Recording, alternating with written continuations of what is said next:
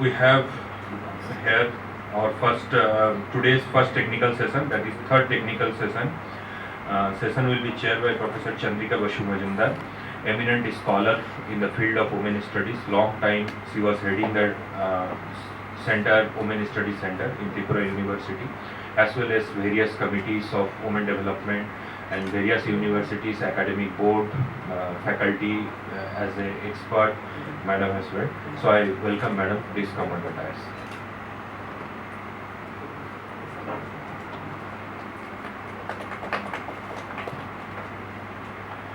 I would like to request Devakalpa madam to felicitate madam with Victoria and the plant.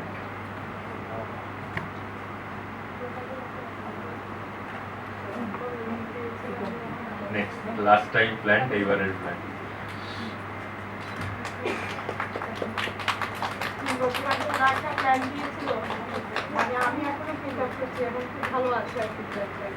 এটাও রাখবেন আশা করি, এটাও খুব ভালো।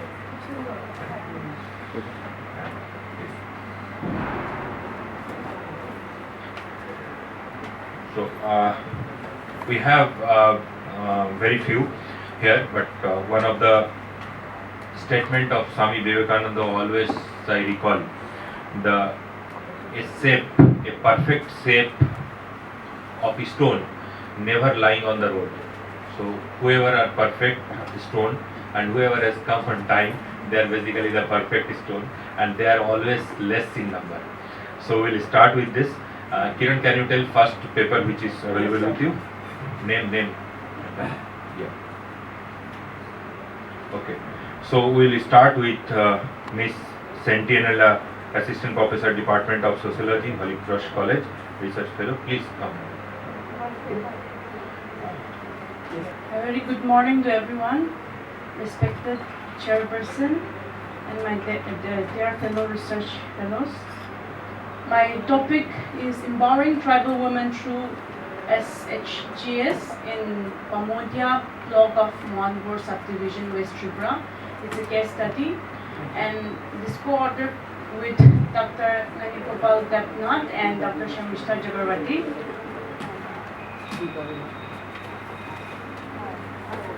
So we all see that all over the world there is a realization that the best way to tackle poverty and enable a community to improve its quality of life is through social mobilization of the poor, especially women into self-help groups. Ever since independence, a number of innovative schemes have been launched for the upliftment of women in our country. And Indian government also after independence, they have been taking lots of innovative schemes to strengthen for the development of the country. And one such approach adopted by the government of India is self-help group through to uplift the rural women. So can you please change the slide? So we see that self-help group have emerged as one of the most appropriate empowering strategies for empowerment of women. And not only that, the empowerment of women through self-help groups would also lead to the benefit not only to individual women, but women groups, also families and community as a whole through the collective action of development. Our paper objectives are as follows. Three objectives we have chosen to see the role of SHGs in making the tribal women economically self-reliant, and also to identify to analyze the impact of how this self-reliance can bring a change in the role status of women. And the third one is to understand how the association of women in SGC based on horticulture helps in maintaining the environment, basically constructing a larger space for ecofeminism. Methodology followed is, it's a case study where we find that we have taken survey on interviewed 50 tribal women in four different villages of Pamodia block, And under that, the 4 अच्छा SHGs were chosen. Now coming to findings.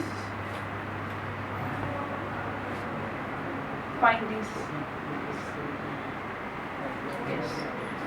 So we have purposefully chosen the 5 SHGs, where we found that majority of the respondents were engaged in horticultural activities.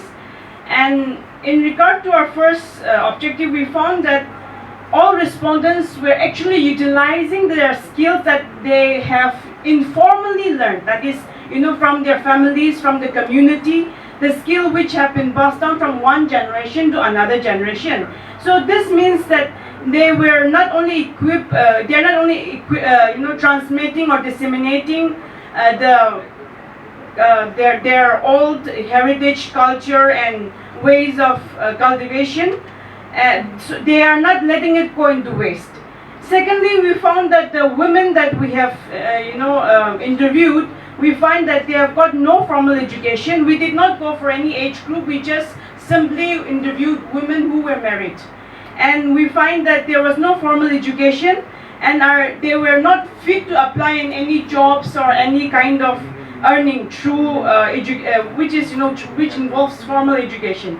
So we find that their means of their involvement in the SHGs were either a means of livelihood, or for some it was to secure economic independence by self-earning. Then we find that with the involvement of SHGs, we find that they need not, one of the advantages that we have observed is that they need not go to some other, villages or town or city in search of jobs or such thing. In fact, by staying in their own house and doing the cultivation, we find that it enables them to save more money, and simultaneously also they engage in the household work activities. Then pertaining to the second objective, we find that indeed the tribal women working in the SHGs feel a sense of independence, which they do not feel working as a domestic helper or working as a landless farmers in somebody else's field. The feeling of not being bonded has also given them a much needed confidence, and they feel more liberated as a woman.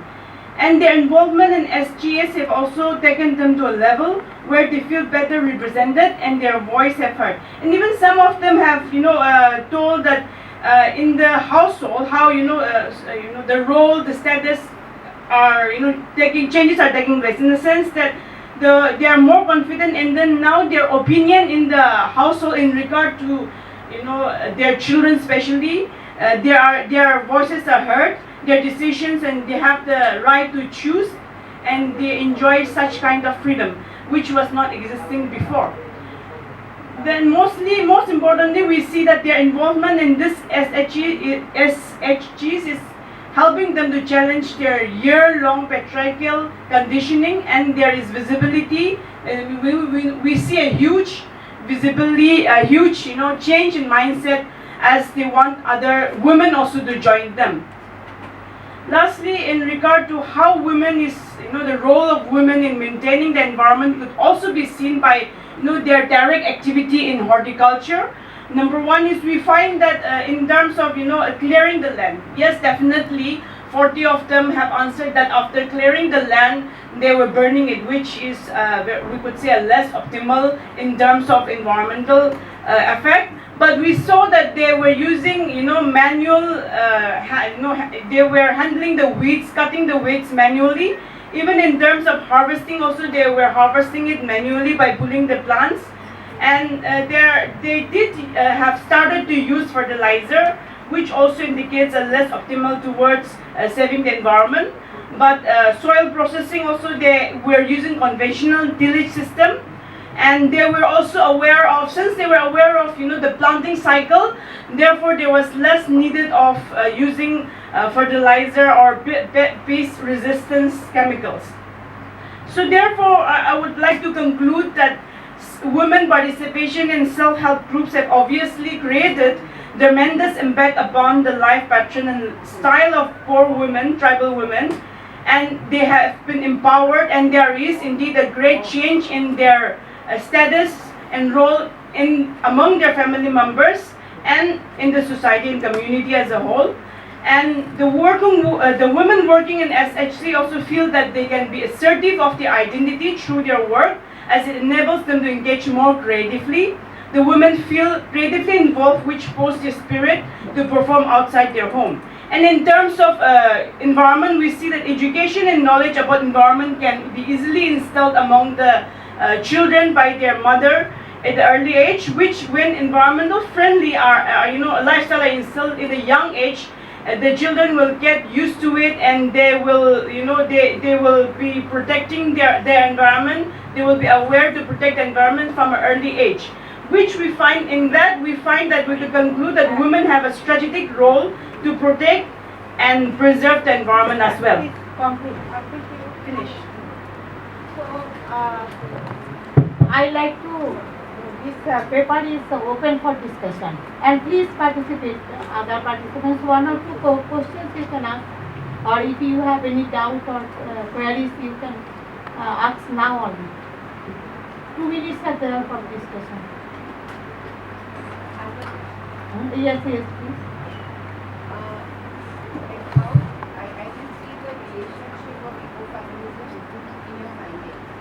So how do you know how you're intending to this is first, and next is that one comment I would like to give you for one when you talk about this their opinions is being heard. It's now being conceptualized. Not now, it's been conceptualized way back. Yeah, when you talked about how the voices are being heard, that is being conceptualized. Now, that has been conceptualized by Amanda Sen, which you can put it in your reference.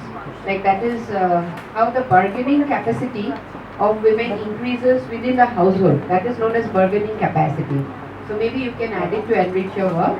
And one more thing I wanted to know is that one, like which aspect of ecofeminism would you like to add? Ma'am, actually, women have an instinct, environmental instinct through their daily activities. So here we can see that this kind of demonstration where they, in their workings itself, like the first topic was about how the working system was has been, from the way back ages, how their cultivation, everything is from the traditional type of cultivation. So where we see that they are not using any machines or any other things, they are using more environment friendly methods of cultivation in horticulture. So we find that this supports the theory of ecofeminism, which states that women are closely related to ecology, and women have a special instinct for environmental through their daily activities. Maybe you can add the word sustainability, because that is traditional sustainability, nurturing, caring, which are conceptualized already, which will really enhance your work. Thank you so much. Thank you, ma'am. Thank you, Professor Bhumi, for enrichment of the article. So, I have just one query about this SHG in Bamutia. Have you studied the background when these SHGs were introduced in the village? No, we were focusing mostly on the social impact.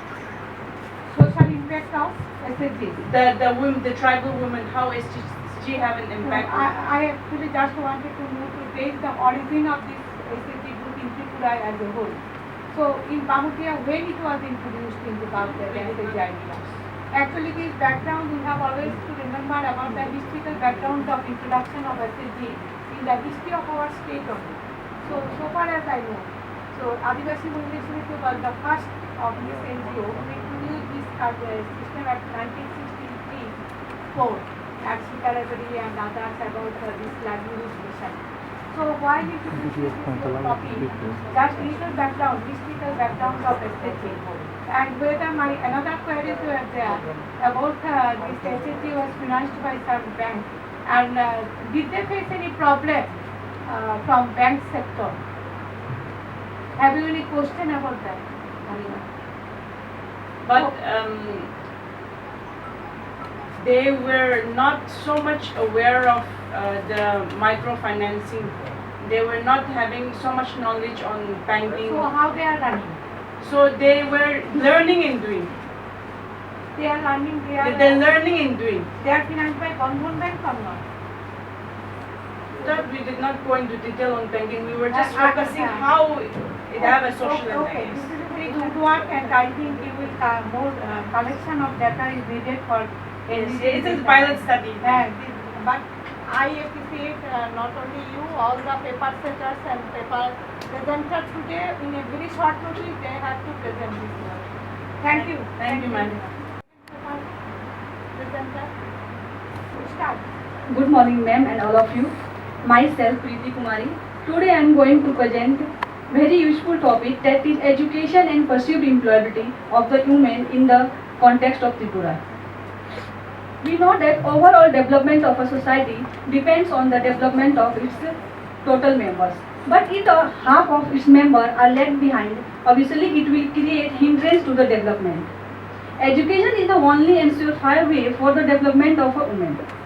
After independence, many steps have been taken by the government to educate women, such as Beti Bachao Beti Padhao, Sukanya Samriddhi Yojana, National Scheme of Incentive to Girls for Secondary Education, CBSE Udan Scheme etc.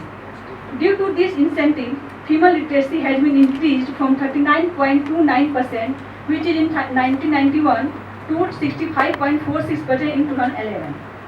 On the other hand, perceived employability is another factor that play a very important role in the empowerment of women, because it is a perception about own ability to find employment. Employment is the only means to improve the economic condition of women.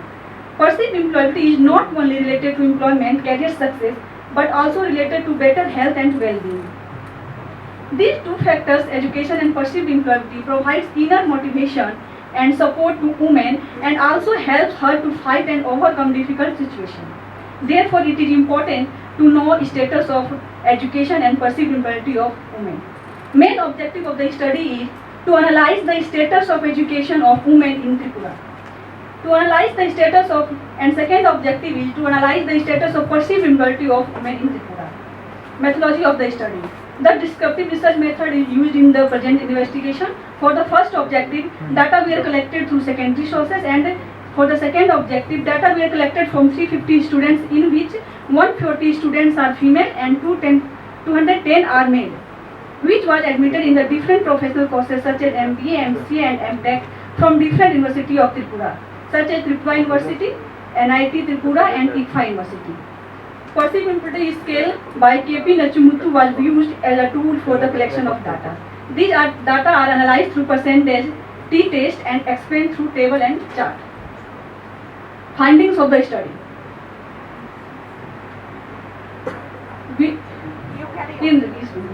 Education rate of women was 64.91 in 2001, which has increased to 83.15% in 2011 in Tripura. According to Literacy Assessment Survey 2016 conducted by Government of Tripura, found female literacy is 96.79%, and also found that huge reduction in gender gap in literacy rate.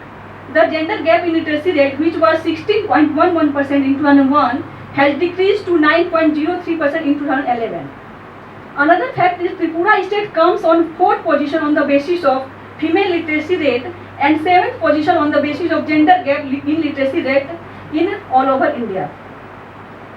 Other findings show that gross enrollment ratio of female in 2020 in different level of education. In the primary level, gross enrollment ratio was 118.7. In upper primary level, it was 95.6. Secondary level, it was 92.6. And higher secondary level, it was 41.9. And higher education, it was 18. We can also notice that with the increase in the level of education, the gross enrollment ratio is decreasing. And on the basis of dropout rate, higher secondary level, it was found that very high dropout rate in Tripura. And on the basis of gross enrollment ratio in higher education, Tripura ranking is 31 in all over India. Another objectives, we can see that perceived employability of female students in Tripura, 29.29% students have low perceived employability, 25.71% female students have below average perceived employability. 22.86% female students have average perceived employability, whereas only 2.86% female students have high perceived employability, and only 0.71% have extremely high perceived employability. In the comparison of perceived employability of male and female students, it was found that male have high perceived employability than female. It was also found significant at 0.101 level through t-test. Conclusion of the study. In Tripura, for the last few years, there has been a huge increase in the literacy rate of women, as well as the gender gap in literacy has also decreased. Female gross enrollment ratio is also very good up to class 10th compared to many other states, but it is far behind in terms of higher education. One of the reasons for the lower gross enrollment ratio of in higher education is the higher drop rate out of girls at the secondary level. Rustogi in 2004 opined that the main reason of high dropout rate at secondary level are the use of girls in sibling care as additional hands for helping mothers in the household, farm and off-farm work and so on. It reduced the availability of formal education for them, and very few girls reach higher level of education. On another side, it is matter of concern that women perceived mobility rate is not good even after getting higher education. There can be many reasons for this, such as availability of employment, lack of skill and knowledge, lack of self-confidence, family and social boundaries, geographical boundaries, etc. Thank you. Thank you, Kitty. But what about your last exam, employability of women? Yes, ma'am. Are not there any slide about this? No, ma'am. Last slide. Especially in the organized sector. What are the No, ma'am. Students from professional courses in Tripura University, NIT University, and ICFA University. I have collected data. No table is there for Yes, that? ma'am. I have last. Okay, I have not seen. Okay. Yes, please.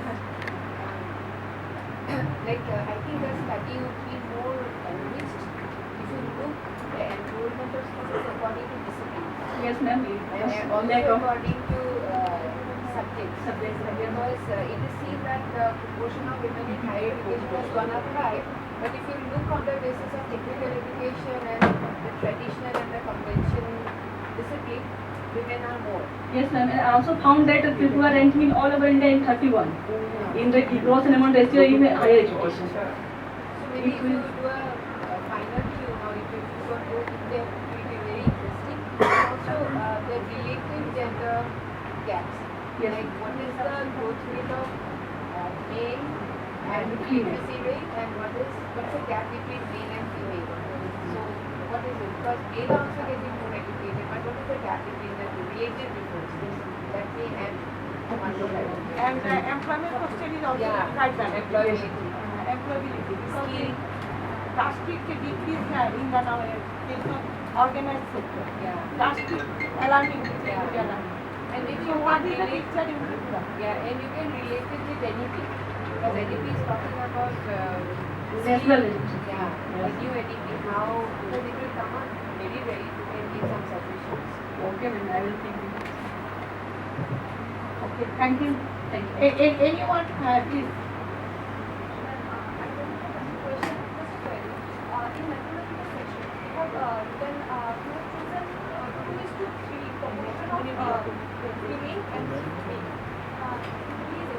On the ability of female students in the higher professional courses, very few students enrolled in Tripura.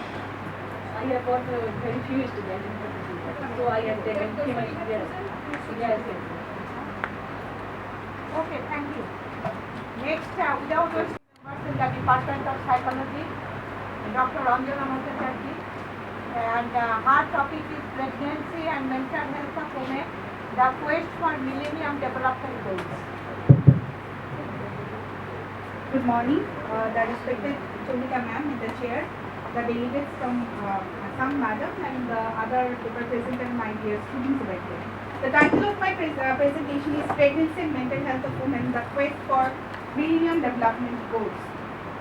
You may ask me why there are so many areas why I have chosen this pregnancy, because it's a very important period of time in the month in the life of women, and it's a time of enjoyment and fulfillment for women. But however, there are some women who face a different type of mental health issues like anxiety, depression, and stress during this period of very important period of their life. And many studies have shown that if mother during pregnancy are having any mental health issues like depression and anxiety, that actually has a long-term effect not only on their mental health and well-being but also on their children health. Particularly, the children become more prone to anxiety, language delay, ADHD, and other cognitive and mental health problems. So it's very important that we must screen the mothers during pregnancy. The screening should be on the mental health aspect. Apart from only the physical health screening, there should be mental health screening also. But despite this outcry, there unfortunately in our country there is no such provision for maternal, antenatal, mental health checkup during this antenatal as well as postnatal period. Moreover, in spite of the seriousness of the issue, that is a very important part when we talk about development of women, when we talk about role of women in the development of any particular area, that there are very less research we find on this northeastern state regarding maternal mental health in general and in particular in Tripura. So in this backdrop, the present research article is an attempt to examine the mental health status of tribal pregnant women of Tripura, and this is a part of my research work funded by Women Studies Center, Tripura University. The main objective of this paper is to compare first and third trimester. There are 3 trimesters during the pregnancy period. So the paper attempts to compare first and third trimester pregnant women with respect to their self-concept and level of depression, and also to examine whether there is any impact of age and education on the maternal mental health status. The study was carried out on 200 tribal women, and they were in the age group of 20 to 25 years, and they have been selected purposely from different hospitals as well as private chambers of gynecologists of West Tripura district. And for data collection, a basic information schedule was prepared, and for ascertaining mental health status, self-concept scale and depressive inventory was used, and data has been collected through face-to-face interview technique from the study subjects. Findings, so far their socioeconomic profile is concerned, findings show that most of the women belongs to the age group of 21 to 25 years. They were Hindu by religion, mostly they were from rural areas. Among the tribal communities, mostly they are from Tripuri communities.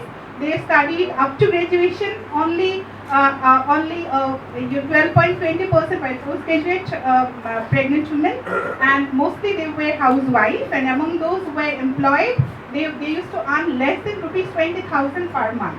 Now coming to the maternal mental health status, that is the main objective.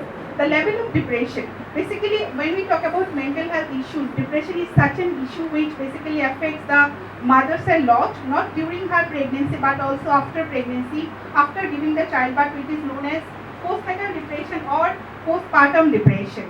So the study shows the prevalence rate of depression among tribal pregnant women of Tripura, which shows about 29.50%. So this is very alarming. Among those 29.50%, only 12.50% pregnant women were reported mild depression, whereas the rest, around 27%, were having moderate to severe depression. So again, I must say that this is very much alarming.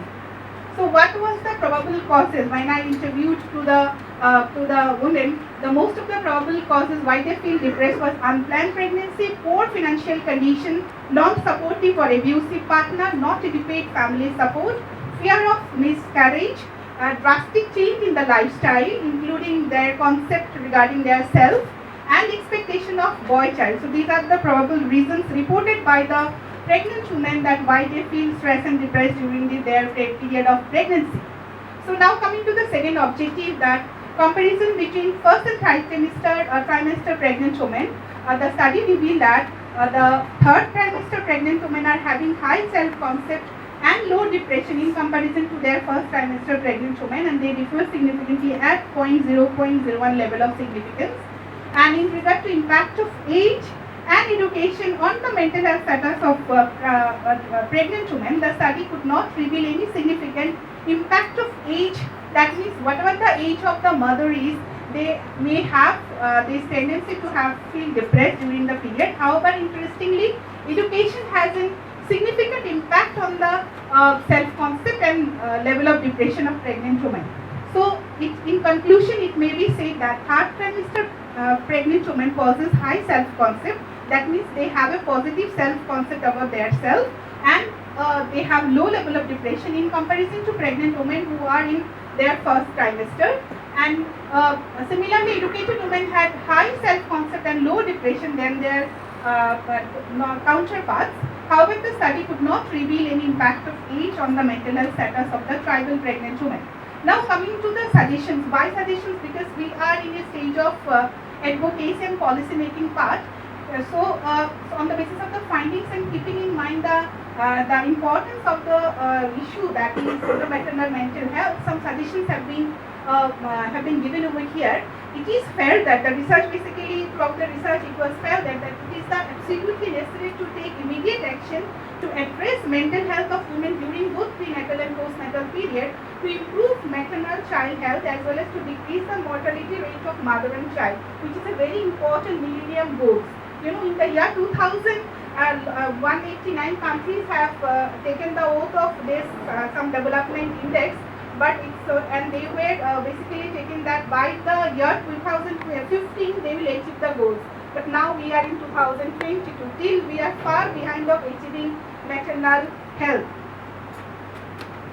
Diagnosis of antenatal depression is very important because high prevalence we have already seen, and for that the multiple screening is necessary during the stages of pregnancy. Not only single time screening is sufficient, multiple screening is necessary. Family member has to be sensitized, not only physical take care of the pregnant woman, but also provide emotional care to the pregnant woman. Educational, as education has found to be significantly affected the level of depression and self-concept. So education and vocational training should be provided to the women, which will in turn help them to boost up their self-concept, and more social support, which includes emotional support, instrumental support, as informational support, which is very much lacking in our society, should be provided to the women for their proper care during this period. And finally, I must say that there is a myth regarding that during the pregnancy period, women have this hormonal changes. So that hormone basically protect them from the mental health crisis. But that is a myth and misconception. So more and more awareness programs should be organized on maternal mental health to eradicate this type of myths and misconceptions. So last but not the least, maternal mental health needs to be integrated in the health policies and strategies to achieve Millennium Development Goals. With this, thank you so much. Thank you. The presentation is open for this. I have you could Yeah, please. I don't know, I can't stop myself. No. Why Millennium Development Goal and why not Sustainable Development Goal? Because now we are talking about sustainability. Yes. One is that one, and next one is that did you look into the happy feelings? Because that also contributes to mental health, and maybe that can be enhanced. Yeah. That's The third is that what about the infrastructure for mental health? Because if we look at the state report, it's very poor. So maybe those can come as suggestions, because there you have proper Exactly, I was also thinking of that aspect, Yeah. where the state facilities are there, infrastructure. and ratio of patient to healthcare people, because caregivers are very essential. So coming, I'm just giving the There are answer. some reports which you can refer. Yeah, Where I'm Tripura just- is also. Yes, I'm just giving your third question first because both of you have asked. Basically, when I say that social support, there are three types of social support we can provide to any person. One is instrumental support, that is institutional support, emotional support, and informational support. So all these three supports are very much lacking, not only in Tripura, not only in Northeast, but in India itself. When we talk about specifically maternal mental health, if you go to any hospitals of Tripura, you will find that there are lots of screening centers. Even the pregnant mother, if they go, there are HIV screening and other things. For adolescent mother, there are certain. But there is no screening for whether you are feeling sad, you are having any psychological issues, or even you are feeling extremely happy during this moment, as what you have suggested. So there is no such support system available in Tripura. So I have suggested here that it should be part of policy. This is number one. Yeah, I have emphasized this. Yes. And number two is that when you talk about, happy feeling and those, yes, as I said, that is the part of my research work. This is a small part which I have taken from the entire research work. There we have seen some of the other areas like quality of marital life, whether the quality of life, whether that is marital life or family life as a whole, has any impact on the overall mental health status, and has that, the women are perceiving quality of their life during that pregnant period or not. So that is there, but I could not, put everything in this paper. So this is the second one. And first one, Why not sustainable? yeah, sustainable development. Yes, because we know that we are talking about sustainable development. But while I was preparing this paper, I was just going through that development of women and all these issues. Then I find that basically this is my learning during this preparation of this paper, that there was a Millennium Development Goal also, which has been taken 22 years back. And the whole world was committed to achieve this by 2050. But still we are in search of that. We are From 15, 50. now 15 to extended, yes. sustainable. That date has been extended for and concept has been changed to sustainable development. But the why I have put this title as quest, that we are still hunting for that. We are still left behind of achieving the goals which we have set 20 years back. So that was my interest to put that this is not a part of only what I am discussing, but this is a part where the 189 countries has felt that this has to be emphasized to prevent maternal and child mortality and morbidity. Okay, thank you. So that was my logic. Link it with sustainable. Yeah. With goal So 5. we can proceed to next speaker. Thank you. Dr. Thank you, ma'am, for giving me chance to present my paper. And good morning, everyone. My name is Achina Begum, and the title of my paper is The Status of Women and Swami Vivekananda. So my paper is completely, can be said, philosophical or yeah. So no one is perfect in this world, neither man nor woman. Besides all imperfection, each person has their own specific unique qualities that make his or her different and special among all. We are not bound to live in a society, but it is our need to live in a society as a social being. It is very natural to think about self-satisfaction and development, but it is ignorance to think only about self. No one can be in peace and be developed unless and until his or her society or country will be developed. Thus, to think about the good of a society or country is also means to think about self. Society is like mirror which show nothing but our own reflection. If we smile, it will also show smiling face, and if we show anger, it will also show anger, nothing else than that. And the very truth is that the half part of this society is women. Women who are continuously giving their effort to prove her that besides be a housewife, she can be a good teacher, lawyer, engineer, doctor, police, pilot, writer, policeman, businesswoman, politician, social worker, labor, scientist, anything she wants. But still in our society, it is called that women are weak, and it is said not only by illiterate persons but also by highly educated personalities. Still there are persons in society who think themselves as an owner. They think they are giving freedom to women. Such attitude towards women are poisonous. As a rational being, we have many other additional responsibilities like to save our fellow creatures, save trees, most importantly to save environment. But if human cannot able to save human rights, then how can we save others? In present days, we are talking about to save animal rights, although women who are also humans still fighting for their rights. There are tremendous changes in the status of women, but those efforts are not enough. Still there are women who are being treated as an animal even more badly than that. Besides all negativities, we should not forget that there were persons who fought for women's rights and upliftment. It was their effort that Shati Daha Pratha has been abolished, permanent widowhood has been abolished, child marriage is a crime in our society, though it is still continue in some part of our society. Okay, repeat actually. your topics how it has reference to this Part 1 problem of the role of women for the development of Northeast. Have you related this issue with this current problem? No, actually, ma'am, I'm just talking about the status of women according to Vivekananda's. Okay, that's good.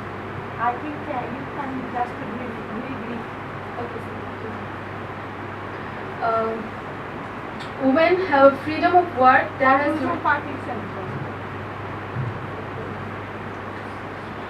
actually my paper is not data oriented.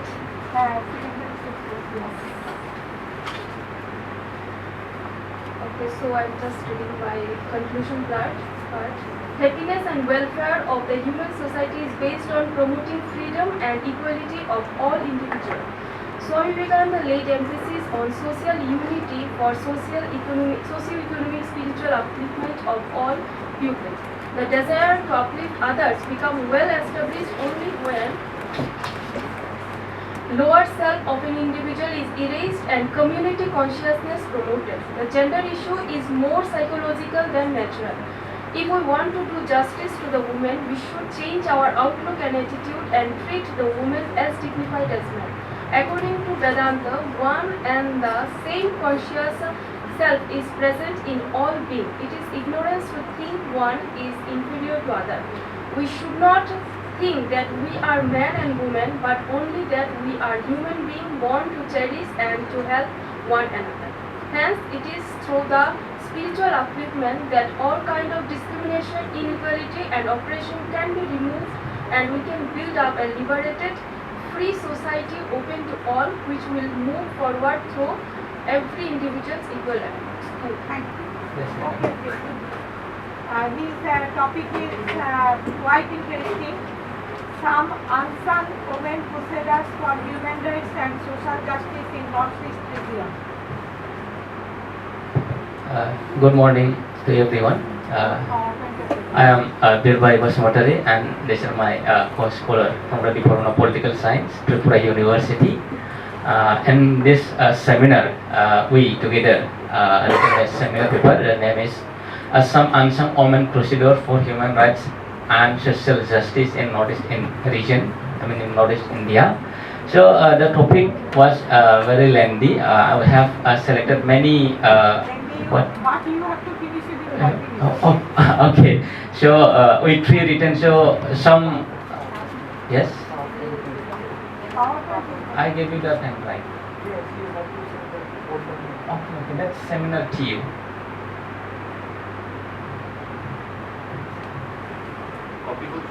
Now, directly I will skip the introduction part. The objective is Carry on. to insight the light on the role played by some selected women and women's organization as crusaders of human rights in Assam and Meghalaya. So, the next slide. In Assam, especially in Lower Assam, the present Bodoland Territorial Area District, which is called as BTAD, can be said a disturbed area since last 4 decades. There has been proliferation of many types of insurgent groups in said region, like National Democratic Front of Bodoland, Bodo Liberation Tigers, Komodapur Liberation Organization, Adivasi Cobra Militant of Assam, Birsa Command Forces, etc. These organizations have made Lower Assam region as conflict-affected area. The Bodos are the first settler in the region. They are recognized as a scheduled tribe in Indian constitution. The rise of ethnicity for self-preservation of tribal community in the region brought some tensions to the peoples living in the Lower Assam. The activities in the region done by the insurgent group brought conflict like ethnic conflict, patriarchal conflict, conflict between government forces and militant, etc. In such situation, the human rights in the region got violated.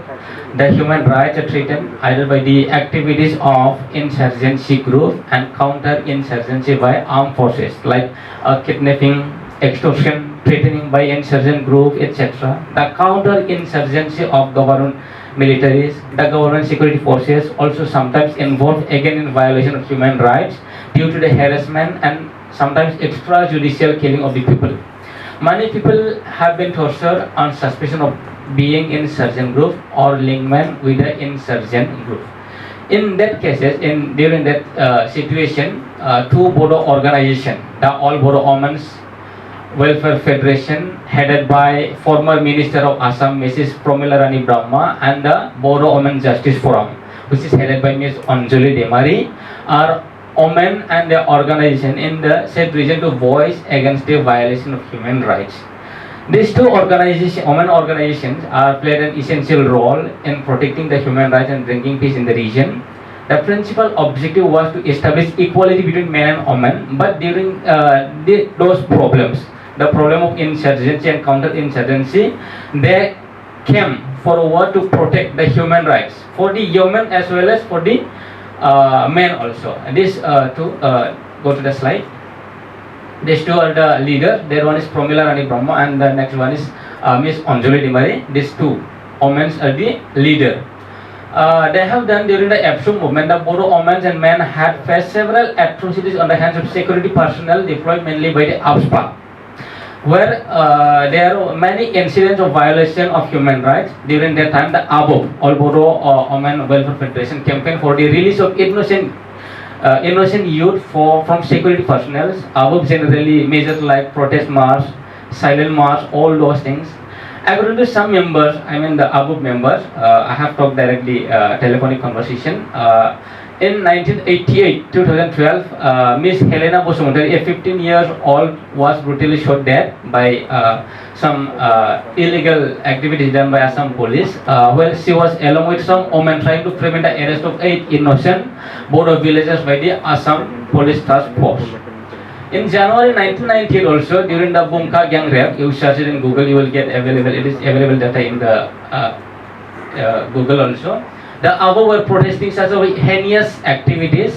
It was due to the effort of ABO that the members, the rape victim, got the compensation, all those things. And recently in 2014, the protest rally of Bodo Women Welfare Federation against the brutal killing of 16-year-old name is Priya Busumantari in Serang district, and it is in Seleka, in a village, which is killed by NDFB, National Democratic Front of Bodoland as faction. It is a militant organization of that region.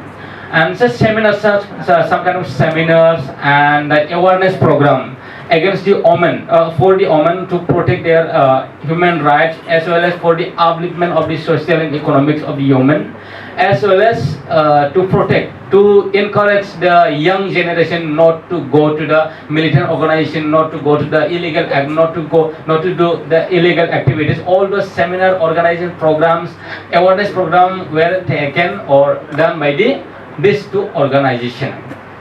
At present, the above, they are doing some activities for the sustainable peace development, primarily for capacity building, livelihood generation mission, and for the economic empowerment. They have established some self-help group and help the women for self-independent financially, or to make the people busy in some other work, all those things. And sometimes presently they observe a day, that is anti-liquor day, on 4th April every year, to stop the men to drink the liquor, all those things.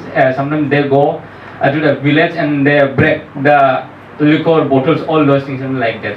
That's all. Thank you. Topic was very long and many more points were there, but I think it is not. These are all sometimes. And Birupola Rama. Specialist from Assam background is Professor Gomi. I am poly doctorate from Poly Gomi and doctorate. oh, sorry. It's okay. Yes, madam. Actually, it's a very wonderful paper, and I happen to know both of them very closely because we work together. Yes. And maybe you can do case studies of these two women, how did they do it, and what are the contributions. I think make it more impactful as a paper. Otherwise, it is like a bio. So what did they do? What are the changes did they bring in? That will help.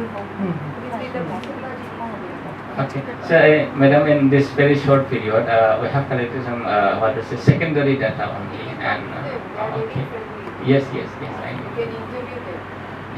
And maybe those people who are, so they are the heroes for the both the women, not Yes, just yes, for yes, the ma'am. Bodo community as a whole. Yes, But ma'am. who are the other women who are also They were associated with involved. them, interview them, bring it to the highlight. Then, because they are already known, they are not unsung.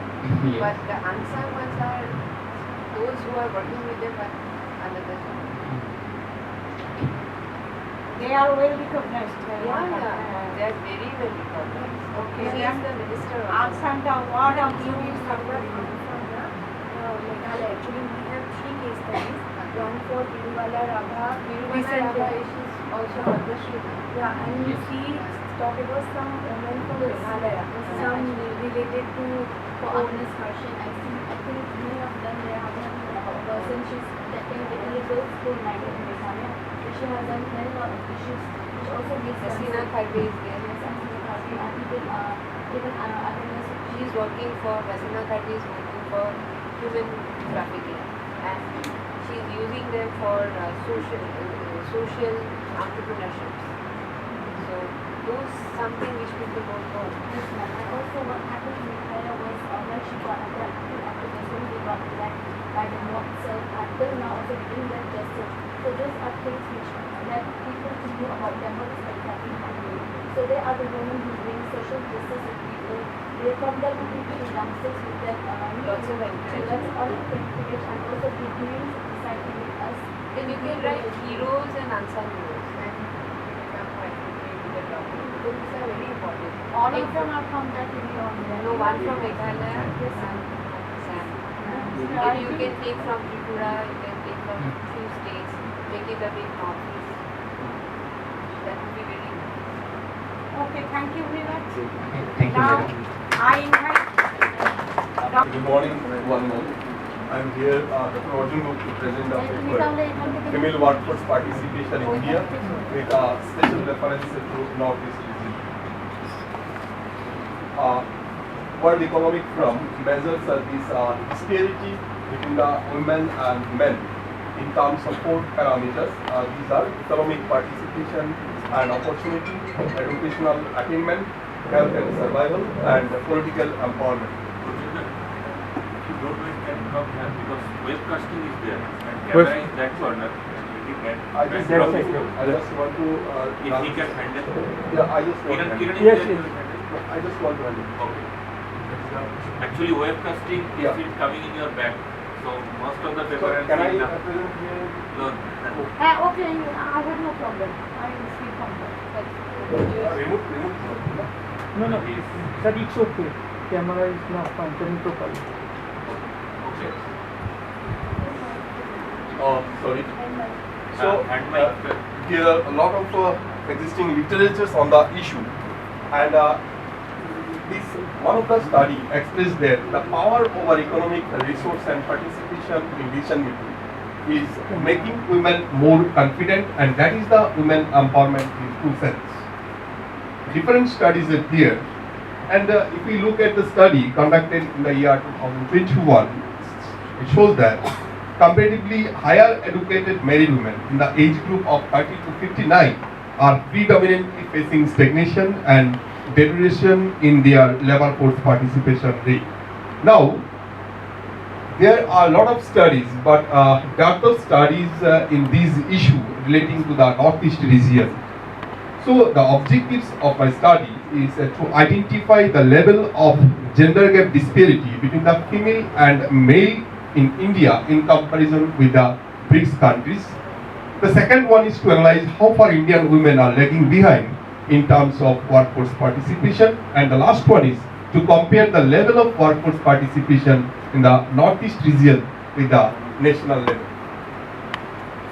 The methodology encompasses an analysis of secondary data published in different websites and reports.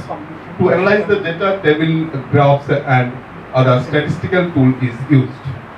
Now, if we look at this table, it shows that the condition of India in terms of women participation in different parameters, that is educational attainment, economic participation and opportunity, health and survival, and political empowerment is very poor, except political empowerment, where the India ranks 51. In other cases, the ranks are very poor, 114, 151, 155 respectively, and the overall ranking is 140, which is frustrating. Now, if we look at the ratio, that is gender gap disparity, which shows that in case of economic participation and opportunity, only 3 female persons against 10 male persons in the workplace, which is a matter of concern. But although educational attainment and health survival, the ratio is very good, 9 female persons against every 10 male persons. Now, I would like to concern with the issue of economic participation and opportunity gap. These also consist of 3 parts: the participation gap, the remuneration gap, and the advancement gap. If we look at the participation gap, this considers that nothing but about the ratio between the women and men in labor force participation rate. The female participation rate of India has dropped for a long period of time. It's not for India, it's the condition of the world. For last 2 decades, the women participation in the workforce is declining greatly.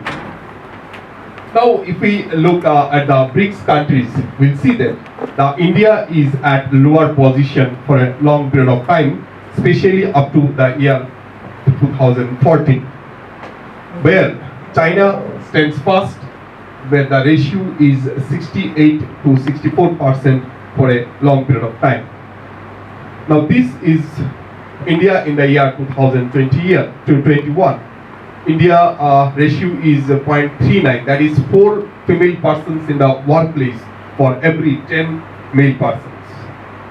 If we look at the India state-wise, we'll see that Himachal Pradesh stands first, where 8 women are working in the workplace against every 10 male persons. Second, followed by Sikkim, the second position, and the last one is the Bihar, the report of the year 2020. Now, I have arranged in this way the northeastern countries, the Sikkim, Meghalaya, Nagaland, Mizoram, Manipur, Arunachal Pradesh, Tripura, Assam, where the northeastern region, the participation ratio is 0.46, that is 50% of the male persons are working in the workplace, and which is obviously higher than the all over Indian ratio, which is 0.39. This is very good for the northeastern region, except Arunachal Pradesh, Tripura, and Assam, where the ratio is less than that of the national ratio. Now, this shows that when any region's participation ratio is more than that of the national ratio, actually it starts from the year 2011 or 2014. From that point, the participation ratio of any region is more than that of the national ratio. And finally, we have tried to correlate or find the reason behind that. Actually, in northeastern case, the literacy rate is also higher than that of the national level. So we have thought that whether this literacy rate is working or not, and we have run the regression model, but the result is insignificant. It means that literacy is not influencing the participation ratio. Now, what else? Maybe the tribal women's participation in the agriculture is the main factor for that. It's the matter to study in future. So, to conclude, the scenario of female workforce participation in India is alarming comparison to the BRICS countries. The second one is the workforce participation in the northeast region is substantially more than that of national level, but the average literacy rate in the although the literacy rate in the any region is not influencing the female workforce participation statistically. The findings of the study suggest that governments of any states should generate more education-based job opportunities to to enhance the female workforce participation in near future. And finally, there is no substitute to women empowerment if we have to bring social equality in the country. If women are unhappy, individual homes, society and the nation will not prosper, quote and unquote. This is by Pratibha Patil, former President of India. And the references are this. With this, I would like to conclude here. Thank you so much.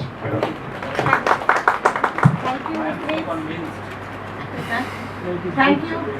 Please, questions from all of you, please, and also other scholars, participants, you are requested to raise some question or query. This is very important topic. Can I just add certain things? Because recently we did a study with US Consulate Kolkata and our department, and we were asked to look why the participation of women in the labor force has gone down. So we could do a qualitative study only with the organized sector. So when we did, there are various things that emerged. And the first and the primary cause of women dropping out from their jobs was childcare. So childcare in Assam, we did it in Assam and West Bengal. So childcare happened to be one of the major cause for women dropping out from the organized sector. Childcare. One of the main reasons for dropping out. Domestic responsibilities. Childcare, because newly employed, they are married, they have children, and another is that maternity leave is fine, it's intent. But childcare leave is very dicey. It differs from institute to institute, and they have modified according to the And again also, Madam, what I am telling you, this maternity benefit to whom? Only to the organized sector. Yeah. Right. So, And the unorganized sector, we absolutely clueless. Right. So these are from, that's why I said it's only about the organized sector. And another thing is that sexual harassment in the workplace. So that also happens to be one of the major cause for women dropping out. In Assam and Different parameters. and we are absolutely clueless of the unorganized sector. So these data that you have taken, I think you have taken from World Economic Forum Global Gap Index. And India's performance is worst. And it is declining. Only it is doing good because of political participation. Yeah, ma'am. That's a good news for the women. And if you look at the But ma'am, it can be analyzed from two perspectives. You see the, although it is the rank is very good, political 51, but you see this is the political participation case also after 2019 when cabinet ranking of dropped. So now again I have a sample. see this is the ratio, ma'am. Political empowerment. Yeah. Rank is good, but participation is 0.276. Because of this only. Because it's 50. Global respect. And political participation, even if you have a very critical look at who are the women who are in the politics, they are related to somebody's wife, somebody's sister, somebody's niece. So are the grassroots people really into politics? So those I think we need to highlight as issues. And maybe you can somewhere say that the unorganized sector needs to be looked upon very well. Now another major project is coming from US Consulate where we've been working on unorganized sector. What happens to women? More than 80% of women are engaged in unorganized sector. Only 10% in organized sector. And there is also a drop of this 10% in the organized sector, which is something very alarming. Thank you very much. So I'd like to invite Shukanti. Good morning one and all. Myself Shukanti Roy, Department of Economics, Tripura University. Here I am presenting my paper which entitled Rule of Empowerment for Development of Women in Northeast India.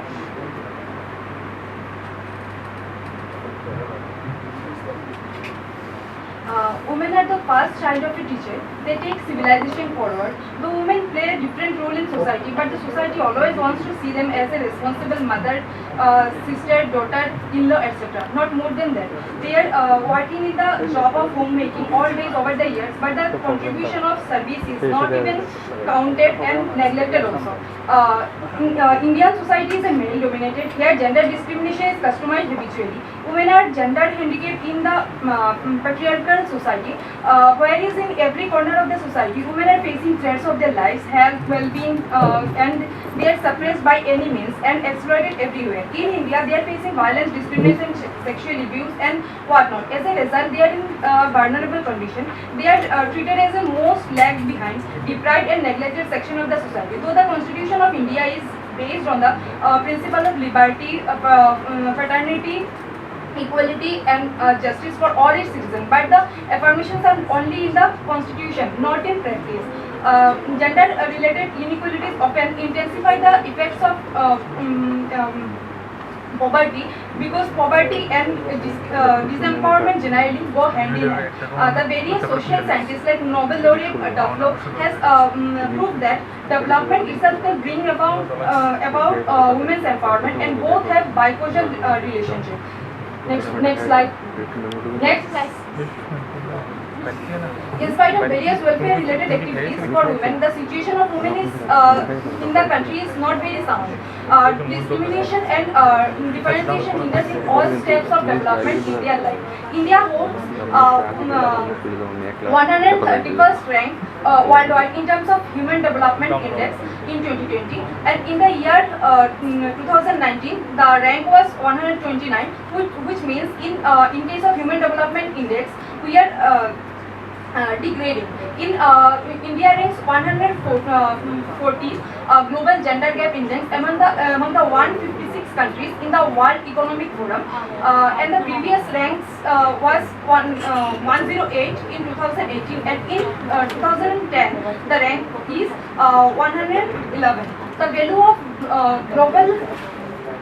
the value of gender gap index is 0.488, which rank 123rd, means 48.8% of women are facing inequality with men in the country. And in the year 2019 and 2010, the rank was 122.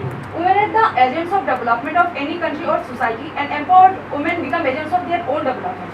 Inequality among male and female is the utmost concern of any society, so that they can exercise choices or set their own agenda and become strong enough to meet hand on hand and alter their subordinate position in society. Empowerment basically means power within and power with.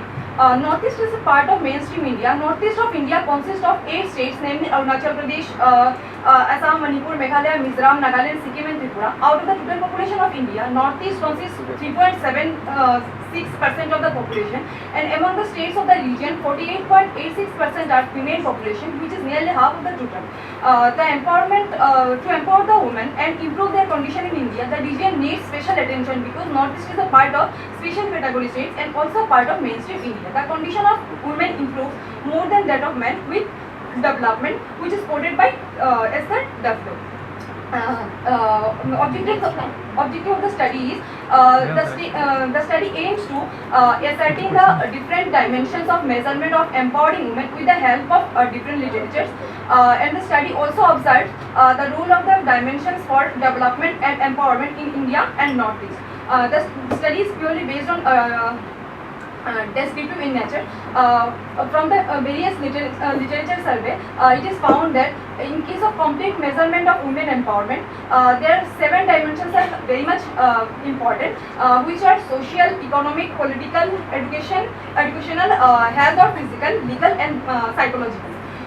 Rule of 7 dimensions for complete measurement of women empowerment and development are social empowerment. Social empowerment addresses social stereotypes like devaluation of women's roles as mother or careers, restrictions on women's mobility, engagement in social works, freedom to involve in any socio-cultural organization, freedom and mobility of inside or outside the locality, freedom to speak, exposure in social media, basic sanitation and drinking water facility, autonomy in major and minor decision making for household or children, etc. helps to empower women socially. In case of economic empowerment, the approach includes women are subordinate due to lack of economic power, power over resources, poverty or land on their name, freedom to work outside the home, headship of the family, economic decision making power, expanding own income or freedom to spend counterparts' income is very much lacking in condition. It is crucial to focus on improving women control over material resources and strengthening economic security of women. In case of political empowerment, which it includes vote to freedom to give an opinion, freedom to vote, freedom to give an opinion, access to local and national governance, consisting in election, decision-making power, participation and political awareness. Women should be empowered politically to get independent, to express and make decisions on their own choice. In case of, it is very remarkable that in case of the number of women MPs in the Rajya Sabha is only 27 out of 230, just over 10% over the House. This brings the tally of women in Parliament to 108. There are 81 women in the 17th Lok Sabha. For the women needs some reservation because of political presence of women in society is very desired. The women's reservation bill, which is a reservation of 33% seats in Lok Sabha, was initially introduced in the Parliament of September 2000. September 12, 1996. But after the 26 years also, not yet passed. To remove the women's problem, the disparity in the society, female participation in politics is very much important. In case of in Northeast, only 4 members are there in the Rajya Sabha and in Lok Sabha. And the names are.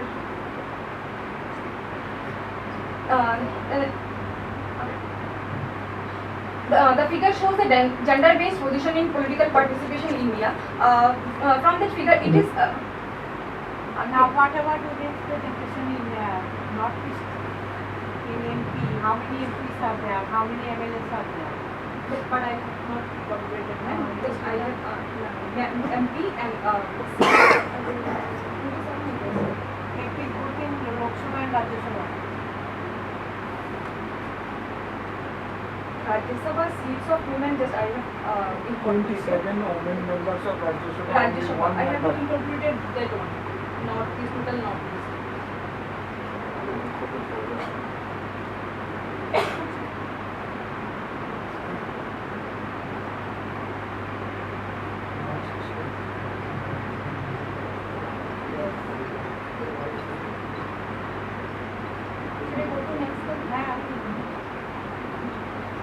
Gender-based position in political participation, it is very much clear that in case of India, males winning are very much high from female winning members. In case of educational empowerment, empowerment in education indicates access to education access to women in education, supporting female education and understanding the need of it, decision-making power for their educational career or their child's education, educational freedom. Access of education can bring about changes in cognitive ability, which is necessary to women's capability to question, to reflect on, and to act on the condition of their own. So, wonderful conclusion of question 5. The table shows the status of literacy in Northeast. In case of Northeast, Mizoram securing the highest position and Arunachal Pradesh earliest. Mizoram securing 3rd rank in the in India. Next.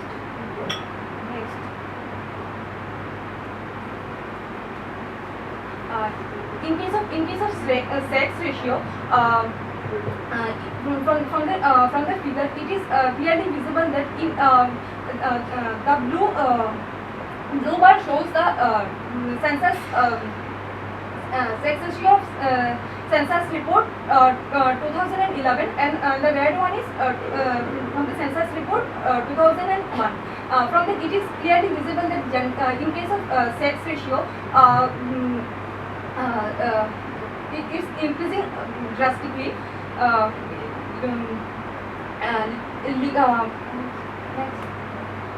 Women should be empowered legally. It is very much important for all spheres of their life, because legal education or awareness helps to understand what to do when they face or feel herself or any other woman discomforting situation. Legal indicators included with awareness about act or law related to women, awareness about Yojana or schemes related to women and girls. Legal empowerment, all these are your observations, should be your suggestion. But what are the practical status of legal empowerment? Any case study is there? No, ma'am. This is in general, no, for just a comment for observation. But what are the actual status of awareness? That should be the study of your paper.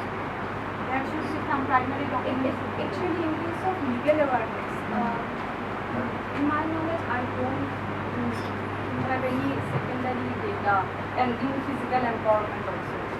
No, there are so many legal awareness according to the state legislative, state legal awareness.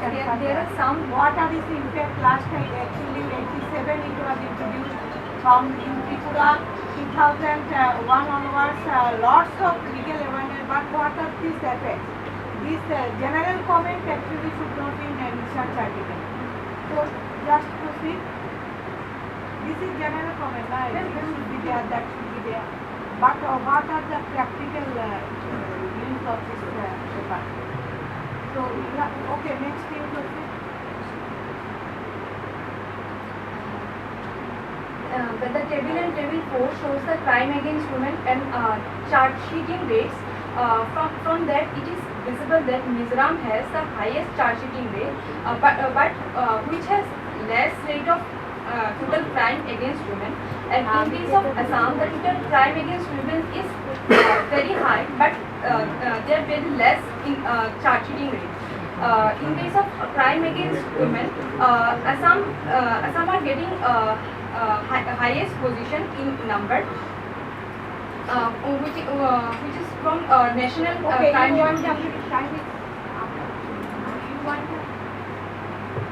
To cover all the necessary measures, it's important to get a complete picture of women, where they are lag behind and needs improvement and empowerment. Complete measure of empowerment will help to eradicate hindrance from the women in all spheres of their life and bring development through empowerment and vice versa.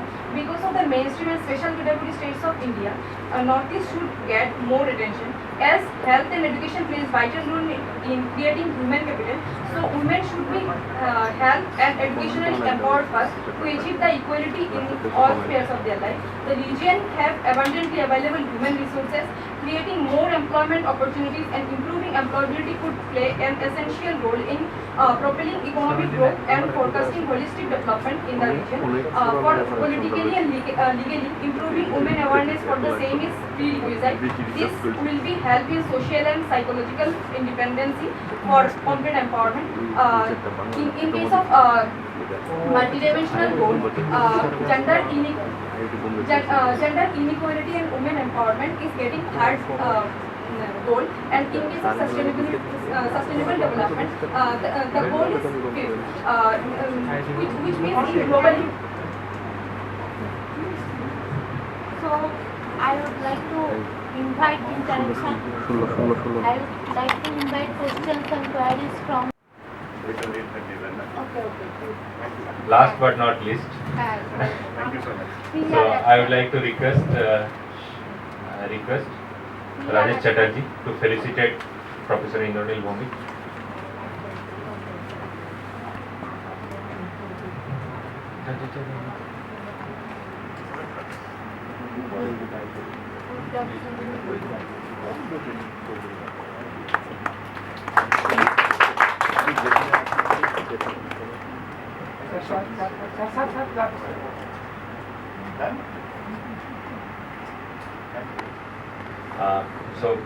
In the mean between, I would like to inform you that Honorable Minister Sri Kumari Pratima Bhomik is on the way. Another 5-10 minutes you will reach. So we have tea arrangement, but I hope we may not be able to go for tea now. It was scheduled, but at least one paper, if you could finish in another 7 minutes. Actually, we have one more paper. Only one paper. Yeah, that's what telling. 7 minutes. If we could finish it by 7 minutes, then we can go for next session only.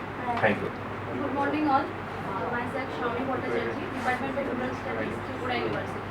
My presentation topic is Women Empowerment and its Impact on Livelihood. As you all know that women empowerment is empowering the women to take their own decisions for their personal development as well as social development. Women empowerment refers to educating women to helping them to have an identity of their own. The objective of the study is to examine the status of women of the northeastern region which can make them socio-economically self-reliant in terms of MSME sector and SHG group of the region. The study has been conducted with the help of secondary data collected from different sources such as Department of Industries and Commerce, Government of Tripura, Agartala, Uddogadhar database for MSME part, various published research articles, government document, MIS,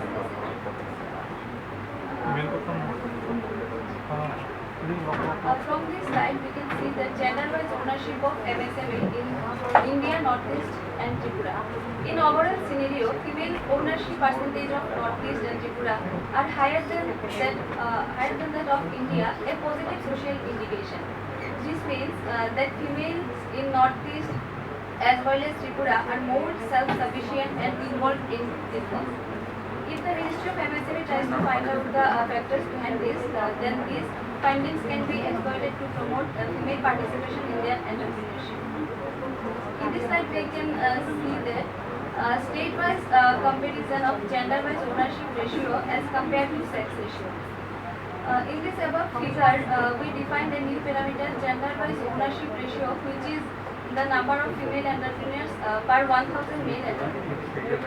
From the data in the figure, we can discover that Northeast has higher gender-wise ownership ratio than the major Indian states, and Meghalaya has almost equal gender-wise ownership ratio to its sex ratio.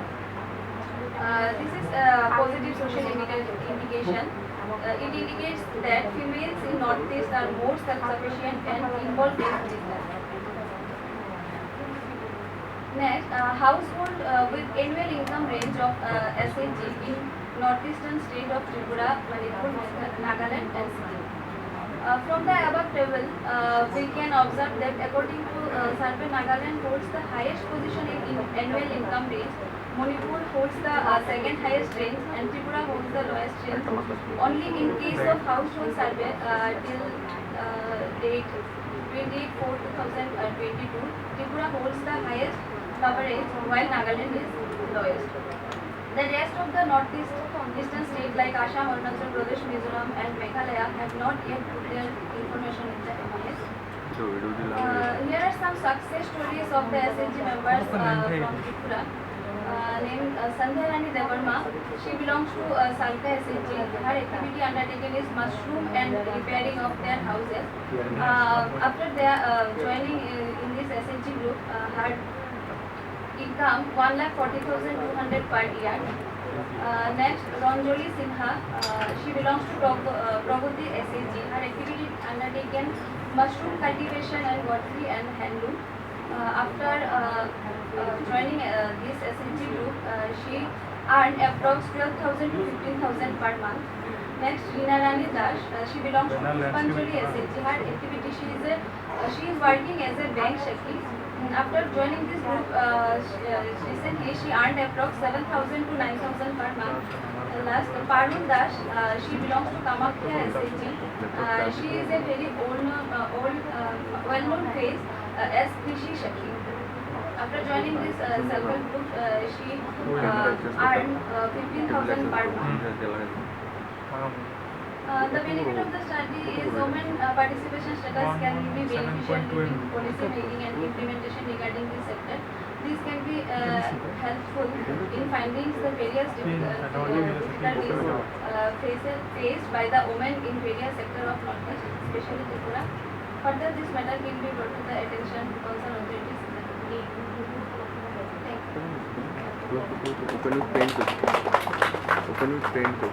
Okay, we would like to open up the floor for queries.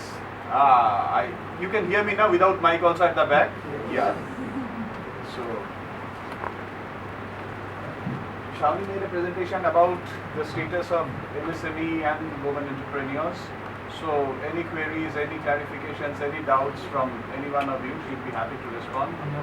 Success stories, at least one or two you can mention. You can, she has mentioned 4 case Four, studies. what, Can you elaborate on it?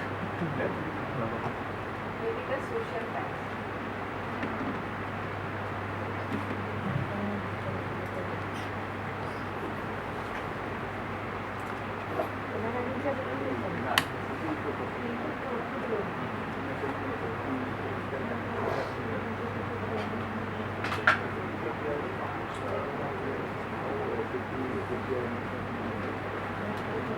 into C4 desktop. Yeah. So, among these four, whom do you consider to be most successful? According to your option, and you have to tell us why. May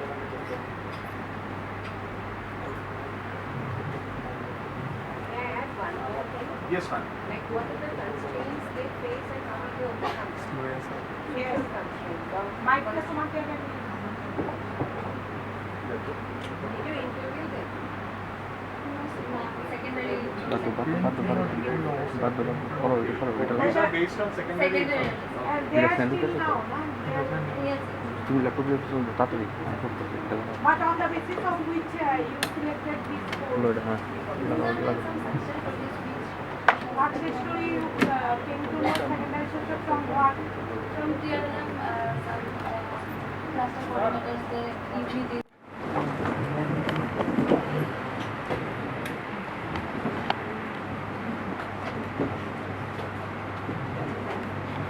এইমাত্র আমরা আমাদের মধ্যে পেয়ে গেছি এই সেমিনারের প্রধান অতিথি হিসাবে আমাদের সবার প্রিয় honourable minister of state in the ministry of social justice and empowerment of India Sushri Pratima Bhoumik মহোদয়াকে। ম্যাম, আপনাকে পেয়ে আমরা খুবই আনন্দিত। আমাদের মধ্যে আছেন honourable vice chancellor of Tripura university professor Ganga Prasad Prasen sir, আছেন seminar director doctor Arabinda Mahato sir, head and assistant professor of department of royal studies Tripura university. আমি এখন বিনম্রভাবে অনুরোধ করছি সুশ্রী প্রতিমা ভৌমিক মহোদয়াকে মঞ্চে ওনার প্রধান অতিথির আসন গ্রহণ করার জন্য। আমি বিনম্রভাবে অনুরোধ করছি honourable vice chancellor of Tripura university professor Ganga Prasad Prasen স্যারকে মঞ্চে ওনার সভাপতির আসন গ্রহণ করার জন্য। আমি অনুরোধ করছি seminar director doctor Arabinda Mahato স্যারকে মঞ্চে ওনার আসন গ্রহণ করার জন্য।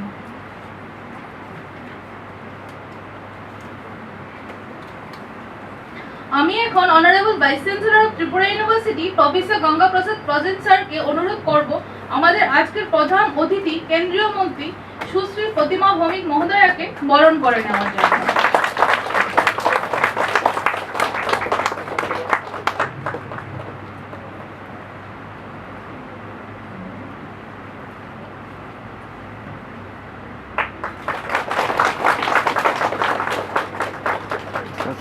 এখন আমাদের মধ্যে স্বাগত সঙ্গীত পরিবেশন করবেন ত্রিপুরা ইউনিভার্সিটির research scholar and students Mrs Parbati Bhattacharya, Mrs Krishna Roy, Miss Tania Saha, Miss Susmita রয়।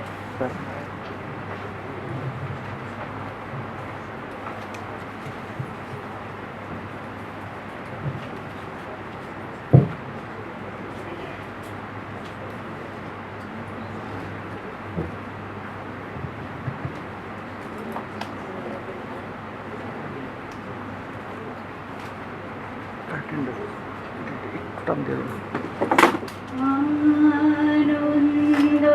আনন্দলোকে মঙ্গলালোকে বিরাজ সত্য সুন্দর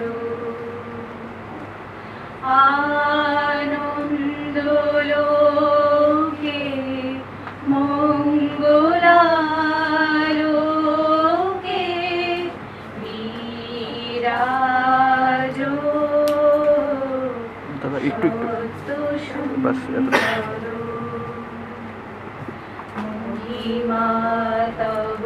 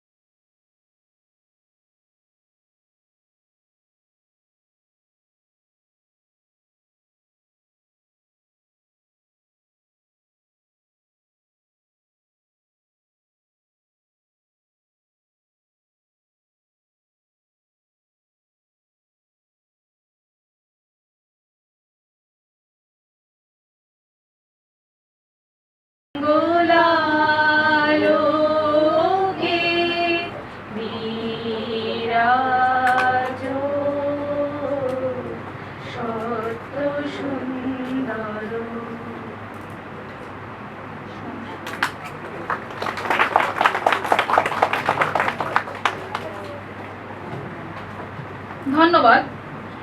নারী যদি করুণার রূপ হয়ে থাকে, নারী কিন্তু শক্তির আরেক রূপ। যখন একটি নারীর উন্নতি ঘটে, ঘটে সমাজের উন্নতি, ঘটে রাজ্যের উন্নতি, সর্বোপরি একটি দেশের উন্নতি। আমি এখন অনুরোধ করছি ডক্টর অরবিন্দ মাহাতো স্যারকে মন্ত্রী মহোদয়াকে স্বাগত ও আজকের সেমিনারের বিষয়বস্তু তুলে ধরার জন্য।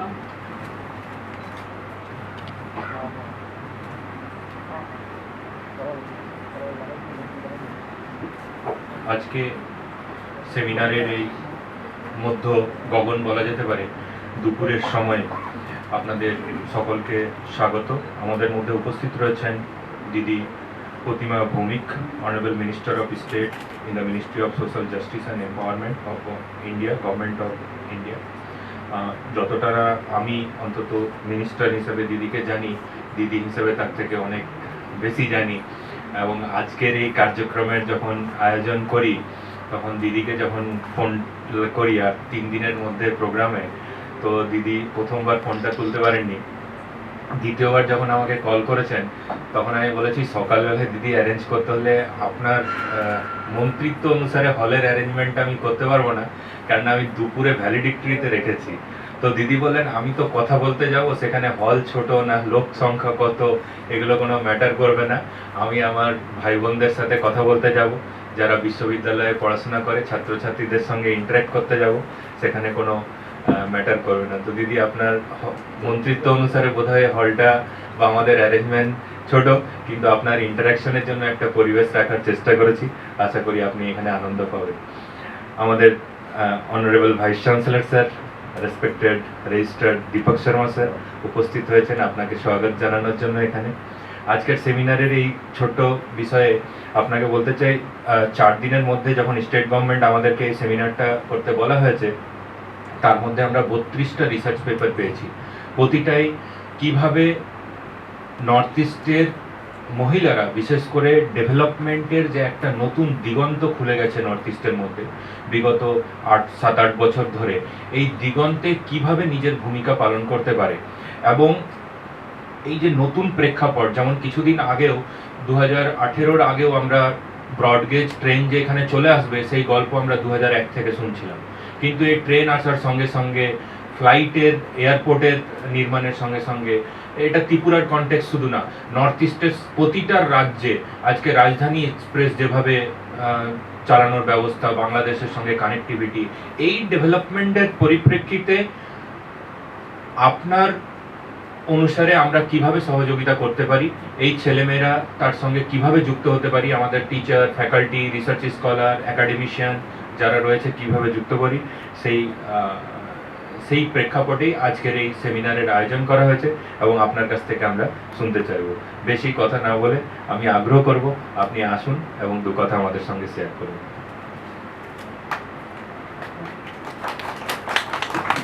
ধন্যবাদ স্যার আপনাকে। এখন আমি বিনম্র অনুরোধ করব আমাদের প্রধান অতিথি কেন্দ্রীয় মন্ত্রী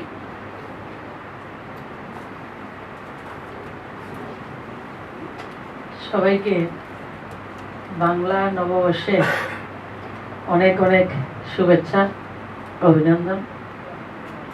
আর আমাকে ডাকার জন্য আমার তরফ থেকে কৃতজ্ঞতা। আজকে নর্থ ইস্টের মহিলাদের কিভাবে আমরা সশক্তিকরণ করতে পারি, সমাজের মুখ্য ধারায় আমাদের মায়েদেরকে, বোনদেরকে আরও বেশি করে কিভাবে আমরা এগিয়ে নিয়ে যেতে পারি, তার উপরে রাজ্য সরকার এবং ভারত সরকার, যেটা আজাদি কা অমৃতকাল, আজাদি কা অমৃত মহোৎসব আমরা উদযাপন করছি, সেই উপলক্ষে আজকে আমাদের সেন্ট্রাল ইউনিভার্সিটিতে আপনাদের সম্মুখে উপস্থিত হওয়ার একটা সুযোগ পেয়েছি। এই সবার মঞ্চে রয়েছেন আমাদের এই বিশ্ববিদ্যালয়ের ভাইস চ্যান্সেলর মাননীয় গঙ্গা প্রসাদজি।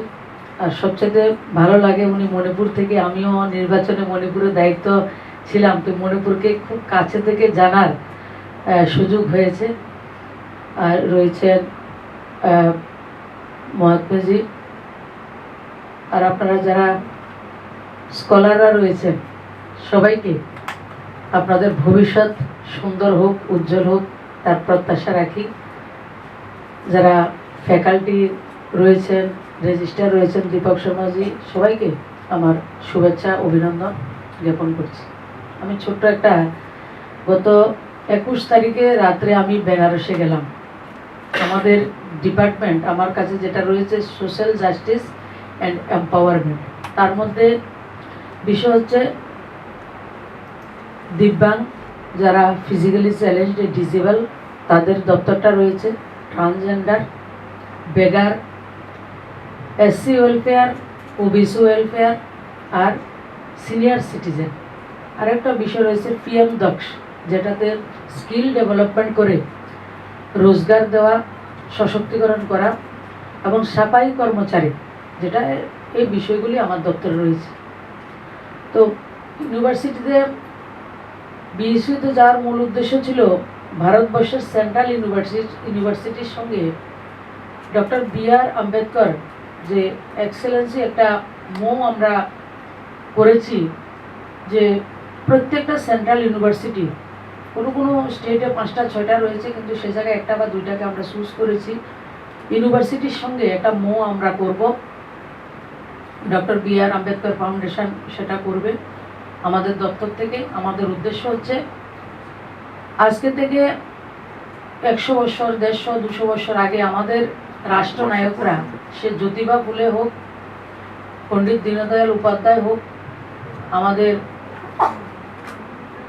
ভারতরত্ন বাবা সাহেব ডক্টর ভীমরাও আম্বেদকর, যে একটা সুস্থ সমাজের, সমাবেশী সমাজের কল্পনা ওনারা করেছেন, যে সমাজটাকে নির্মাণ করার জন্য নিরন্তর ওনারা কাজ করেছেন, সেই সমাবেশী ভারতটাকে এগিয়ে নিয়ে যাওয়ার জন্য সমাজের যারা এসসি কমিউনিটিতে রয়েছেন, যারা দলিত, যারা শোষিত, যেমন সাফাই কর্মচারী যেটা বললাম, ওই ধরনের যারা এসসি কমিউনিটি থেকে আসেন, ওই পরিবারের ছেলে মেয়েদেরকে ইউপিএসসিতে কম্পিটিটিভ এক্সামে তারা যাতে ভালো করতে পারে, তার জন্য আমরা একটা স্টুডেন্ট পিছু 75,000 টাকা ইয়ারলি আমাদের দপ্তর, এবং একটা ইউনিভার্সিটিতে 100 বাচ্চা, 100 ছেলে মেয়েদেরকে এনকারেজ করার জন্য, তাদেরকে ভবিষ্যৎ নির্মাণের জন্য, ভারতবর্ষের সুনেহেরা ভবিষ্যৎ নির্মাণ করার জন্য আমাদের দপ্তর মাননীয় প্রধানমন্ত্রীজির মার্গদর্শনে আমরা এটা করেছি। আমাদের ইউনিভার্সিটির নামটা এর মধ্যে ছিল না। তো আমি কথা বলেছি আমার ইউনিভার্সিটির নাম কেন নেই, দেখেন প্রথম দেখি নিজের স্টেট, তারপরে দেখি নর্থ ইস্ট। এটা যদি আমার কেউ বলে যে আমি পক্ষপাতিত্ব করি, হ্যাঁ করি, আমি এটা আমি করি, যাতে আমার কোনো হয় না। তো দেখলাম সিকিম নেই আর ত্রিপুরা নেই, তখন ত্রিপুরাটার বিষয়ে, সিকিমের বিষয়ে অন্যান্য কথা বলে দেখলাম যে পেপার আমাদের আসেনি, তার জন্য না, কিন্তু ত্রিপুরাকে আমরা বাদ দেবো না। আমরা অফিসারদের সঙ্গে জানলাম যে সেটা হবে, কিন্তু 22 তারিখে যখন আমরা 2টোর সময় মিটিংয়ে গেলাম, তো আমার সবচেয়ে ভালো লাগলো, আমি বিএসইউতে গেছি না ত্রিপুরাতে আছি সেটা অনুভূতি হতে দেননি আমার যে ভাইস চ্যান্সেলর, উনি আমাকে রিসিভ করেছেন ওই জায়গাতে। তো আমার কাছে মনে হয়েছে আমি ত্রিপুরাতে আছি, এবং আমার এত ভালো লেগেছে ওই জায়গাতে। আবার জানলাম উনি বিএসইউ স্টুডেন্ট। তো আমার ইউনিভার্সিটিও তার বাইরে না, আমরা আজকের মধ্যে এটা মোটা করবো, এবং দিল্লিতে আমি যখন যাব আমার ইউনিভার্সিটিতেও 100 জন ছেলে মেয়ে সেই সুবিধাটা পাবে, এবং একটা টার্গেট ফিক্সড রয়েছে, ইয়ারলি 10%, কমপক্ষে 10%কে ইলিজিবল হতে হবে, নতুবা এই আমরা ডিসকোয়ালিফাইড হবে সেটা। কারণ রেজাল্ট ওরিয়েন্টেড কিছু লাগে, রেজাল্ট টাইম বাউন্ড, সেটা আমরা মাননীয় প্রধানমন্ত্রীজি 2014 সনে যখন প্রধানমন্ত্রী হয়েছেন, এর আগেও গুজরাট মডেল আমরা বুঝি জানি, কিন্তু প্র্যাকটিক্যালি এটা অনুভূতি কখন হয়েছে, মাননীয় প্রধানমন্ত্রী হওয়ার পরে, যখন গোটা ভারতবর্ষের মহিলাদের ফিনান্সিয়াল ইনক্লুশন, যেটা জনধন অ্যাকাউন্ট, অনেকে বলতো জনধন অ্যাকাউন্ট করে কি হবে, মানুষের কাছে টাকা নাই, ব্যাংকে কিভাবে যাবে। প্রধানমন্ত্রী কি বললেন, জিরো ব্যালেন্স, শুধু পেপার নিয়ে যাওয়া। এটা আজকের দিনে আমাদের নর্থ ইস্টের জন্য বরদান। আজকে ভারতবর্ষের যারা 100টা খাতা করেছে, 44 করোড় জনধন যোজনা অ্যাকাউন্টে খাতা করেছে, তার মধ্যে 56% মহিলা। 56%। আমাদের যে অর্থনীতিটাকে এগিয়ে নিয়ে যাওয়া এবং আমাদের যে স্বয়ংসম্পূর্ণ হওয়ার যে একটা সোপান, একটা পায়দান, এটা হচ্ছে ভারতবর্ষের দিশাকে পরিবর্তন করে দেওয়ার জন্য একটা প্রচেষ্টা। অনেকে কটাক্ষ করেছেন আমার প্রধানমন্ত্রীকে, আমরা দেখেছি। আপনি গত 27 তারিখে আমাদের কাউন্সিল অফ মিনিস্টারের বৈঠক ছিল। মাননীয় প্রধানমন্ত্রী বললেন যে জনধন যোজনা ভারতবর্ষের প্রত্যেকটা সরকারি কর্মচারী থেকে প্রত্যেকটা সংস্থা সহযোগিতা করেছে বলে এটা সম্ভব হয়েছে। আর প্রত্যেকটা কার্যক্রমকে উনি জনভাগিদারি, এটা আমাদের সবার। এই যে অংশগ্রহণ, সরকারটা আমার, এই পলিসি আমার, আমি মেকিং করেছি, আমার মতো এটা আমাকে টাচ করে, এই যে বিষয়টা আমরা অনুভব করতে পেরেছি। এবং উনি বলেছেন এটা যুগান্তকারী সিদ্ধান্ত হয়েছে। সিদ্ধান্ত যখন নিয়েছি অনেকের এত কনফিডেন্স ছিল না, কিন্তু এটা হওয়ার পরে আমরা বুঝতে পেরেছি কতটা ভারতকে এগিয়ে নিয়ে গেছে। সিদ্ধান্ত আমি নিয়েছি, যেটা আপনারা করছেন গত 2 বছর যাবৎ কোভিড কালে, যেটা ভারতবর্ষের জনধন যোজনা যেভাবে ভারতবর্ষকে এগিয়ে নিয়ে গেছে, সেই প্রকল্পটা ভারতবর্ষের সবচেয়ে গরিব তবকের, বিশেষ করে মহিলাদেরকে আরও বেশি এগিয়ে নিয়ে যাবে। সেই প্রকল্পটা হচ্ছে প্রধানমন্ত্রী স্বনিধি যোজনা। আপনারা জানেন স্ট্রিট ভেন্ডার যারা কোভিডের সময় ক্ষতিগ্রস্ত হয়েছিলেন, সেই স্ট্রিট ভেন্ডারদেরকে প্রথম 10,000 টাকা করে দেওয়ার ব্যবস্থা করেছে।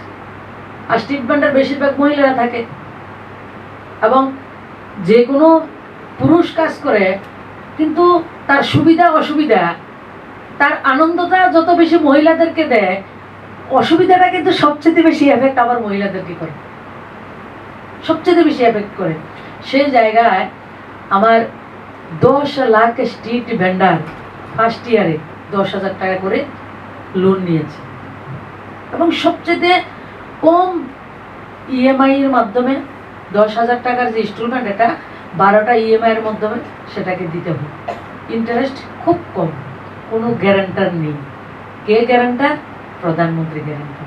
তাহলে চিন্তা করুন, এই যে গরিব তবকের মহিলা সবচেয়ে ছোট যে চা বিক্রি করছে, ফুচকা বিক্রি করে, চাট বিক্রি করে, আপনার সবজি বিক্রেতা, এই যে সমাজের এই মানুষগুলি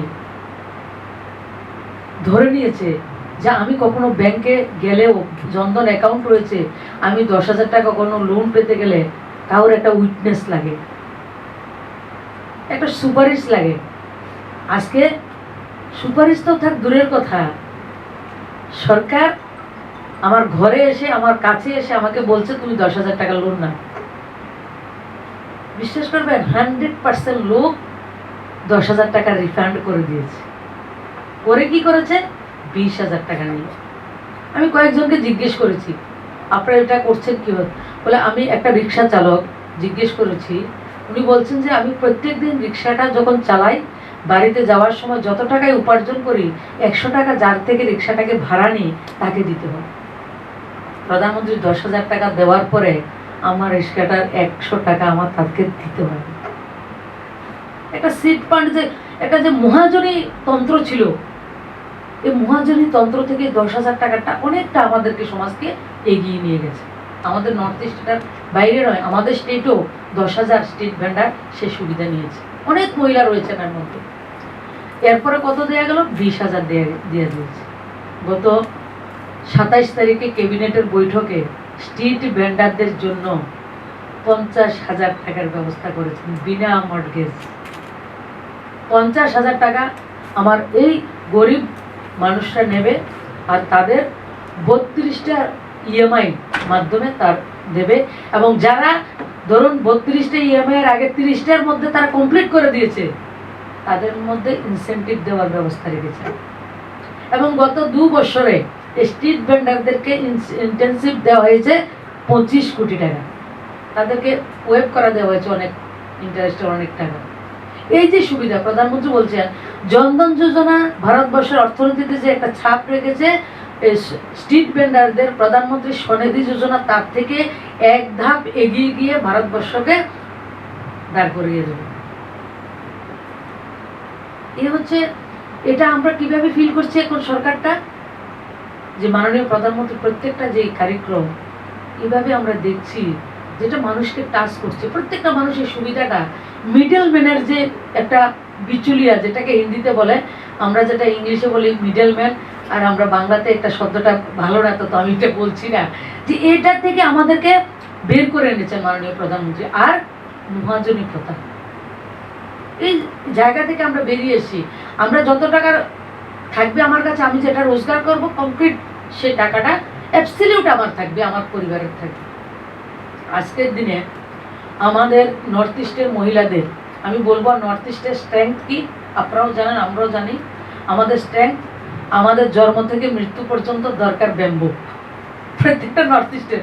এবং সেটা যে এখন গ্রাস, আমাদের ব্যাম্বুটার মধ্যে আগে অনেক ফরেস্টের ঝামেলা ছিল, এটাকে গ্রাসের মধ্যে নিয়েছে। গ্রাস, সেটা আমরা যে কোনো সময় এটাকে আমরা ব্যবহার করতে পারি। এবং বর্তমান রাজ্য সরকার 1 কোটির উপরে ব্যাম্বু আমরা লাগানোর ব্যবস্থা করেছি, লাগিয়েছি। এবং বিশেষ করে আমাদের যারা সিএসআর এ কাজ করছেন, বিশেষ করে বিএসএফ, সিআরপিএফ, ওনারাও হাত লাগিয়েছেন বিভিন্ন জায়গায় ব্যাম্বু প্রোডাক্টিভিটি কীভাবে বৃদ্ধি করা যায় এবং ব্যাম্বু বেসড রোজগার আমরা কিভাবে করতে পারি, হ্যান্ডিক্যাপ্টের মাধ্যমে আমরা কিভাবে এটাকে এগিয়ে নিয়ে যেতে পারি, এই কাজটা আমরা করছি। এটা আমাদের স্ট্রেংথ পুরো গোটা নর্থ ইস্টের।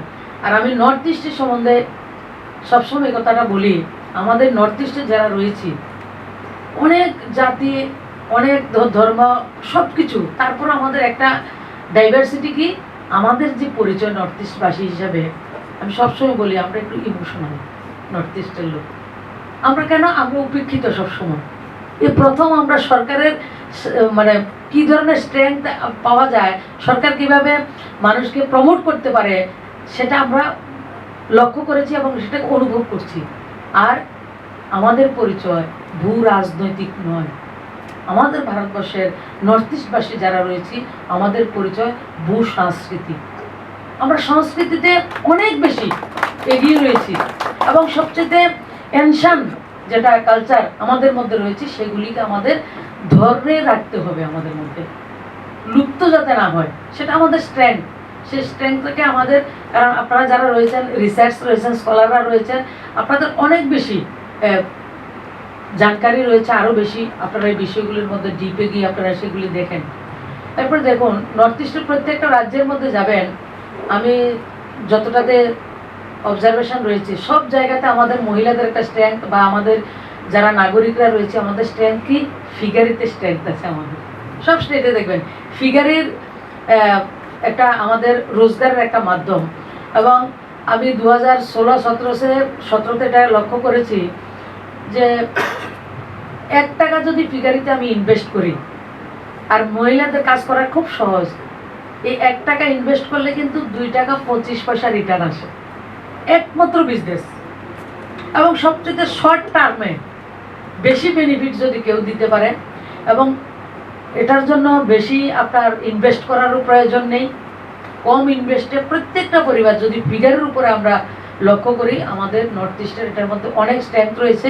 আজকের দিনে যদি খুব ভালোভাবে নর্থ ইস্টের মানুষের শুধু ফিগারই করবে, একটা ডিস্ট্রিক্ট ওয়াইজ একটা স্টেটের 2-3টা ডিস্ট্রিক্টে শুধু ফিগারের উপরে ডিপেন্ড করবে যে আমরা এটাই ভালোভাবে করব, এবং তার জন্য সরকারি সুবিধা, ডাক্তারের ব্যবস্থা যতটা আমাদের দরকার লাগে সেটা দিয়ে আমরা লাইভলিহুড আমরা এস্টাবলিশ করব।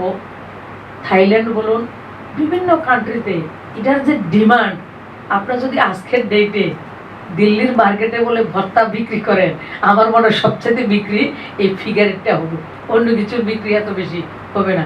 এত স্ট্রেংথ রয়েছে। আর আমাদের এটা পাহাড়ি এরিয়া, তার সাথে সাথে আমরা কি করতে পারি, মেজ যেটা রয়েছে ভুট্টার, এই চাষটা আমরা করতে পারি আধুনিকভাবে যদি আমরা করতে পারি টিলা জমিতে, তাহলে এটার মধ্যে ওইটার যে খাবারটা দরকার হয় সেটা আমরা করতে পারি। আরেকটা বিষয় রয়েছে এটার মধ্যে, আমি একটা আলুর চাষ হয় আমার পাহাড়েতে, যেটাকে আমরা ঠেঙ্গা আলু বলি, একটা আলু হয়। এই চাষটার মধ্যে আমরা যদি ইনভলভ হই, তাহলে আমরা একটা কম্পোজিট একটা চেইন আমরা তৈরি করতে পারি। আমার মনে হয় এটার মধ্যে আপনারা আমরা করতে পারবো ভালো কিছু। এরপরে প্রত্যেকটা স্টেটে যদি আমরা যাই, পোলট্রির কিন্তু একটা স্ট্রেংথ রয়েছে প্রত্যেকটা স্টেটে। আমরা নর্থ ইস্টের মানুষ, আমরা সবাই আমরা ভেজিটেরিয়ান না, আমরা নন ভেজই আমাদের প্রেফার আমরা বেশি করি। তো এটার মধ্যেও এই বিষয়টাকে আমরা পোলট্রির মাধ্যমে আমরা ব্রুডার হাউস করে বিভিন্ন জায়গা আমাদের রাজ্যে হচ্ছে প্রচুর। সেই নর্থ ইস্টের যারা রয়েছে তারা সেই হায়দ্রাবাদ থেকে সেটাকে আমরা করতে হয়। তো এটা যদি আমরা করতে পারি, বিশেষ করে মহিলারা, বেশি পুঁজির দরকার হয় না। আর পুঁজিটা তো আমার মাননীয় মোদিজি রয়েছেন। আমরা কেন কিভাবে পুঁজিটা সংগ্রহ করতে পারি? আজকের ডেটে সেলফ হেল্প গ্রুপ, যে সেলফ হেল্প গ্রুপ ত্রিপুরা রাজ্যে 33,926টা গ্রুপ রয়েছে। 33,926-এ 3.5 লাখ মহিলা। আর আমরা সবাই জানি একটা গ্রুপের মধ্যে এক পরিবারের 2 জন থাকতে পারে না, একটা পরিবারের একজনকে সেই জায়গাতে রাখা হয়। 3.5 লাখ মহিলা যদি ত্রিপুরা রাজ্যের পরিবার রয়েছে 9,36,000, মানে সরকারি হিসাবে যেটা রয়েছে 9 লাখের উপরে আমাদের পরিবার। সেই 9 লাখ পরিবারের মধ্যে যদি 3,25,000 আমার মায়েরা, আমার বোনেরা সেলফ হেল্প গ্রুপের মধ্যে ইনভলভ থাকে, তাহলে আমার রেস্ট অফ ত্রিপুরার তেমন কিছু বাকি থাকে না। এর মধ্যে কি মাননীয় প্রধানমন্ত্রীজি প্রথম কোভিডে আপনারা লক্ষ্য করেছেন, যেটা রিভলভিং ফান্ড 10,000 টাকা দেওয়া হতো, এখন সেটাকে 20,000 টাকা দেওয়া হয়। রিভলভিং ফান্ড 20,000 টাকা, এটা রিফান্ড করার কোনো প্রয়োজন হয় না। আর প্রধানমন্ত্রীজি বলেছেন যে গ্রামীণ অর্থনীতিকে যদি আমরা স্বয়ং শক্তিশালী করতে হয়, তাহলে মহিলাদেরকে শক্তিশালী করতে হবে। আর মাননীয় প্রধানমন্ত্রীজি সবসময় বলেন, রাষ্ট্রকে যদি এগিয়ে নিয়ে যেতে হয়, মহিলার সশক্তিকরণ একমাত্র চাবিকাঠি, যুবকদের সশক্তিকরণ।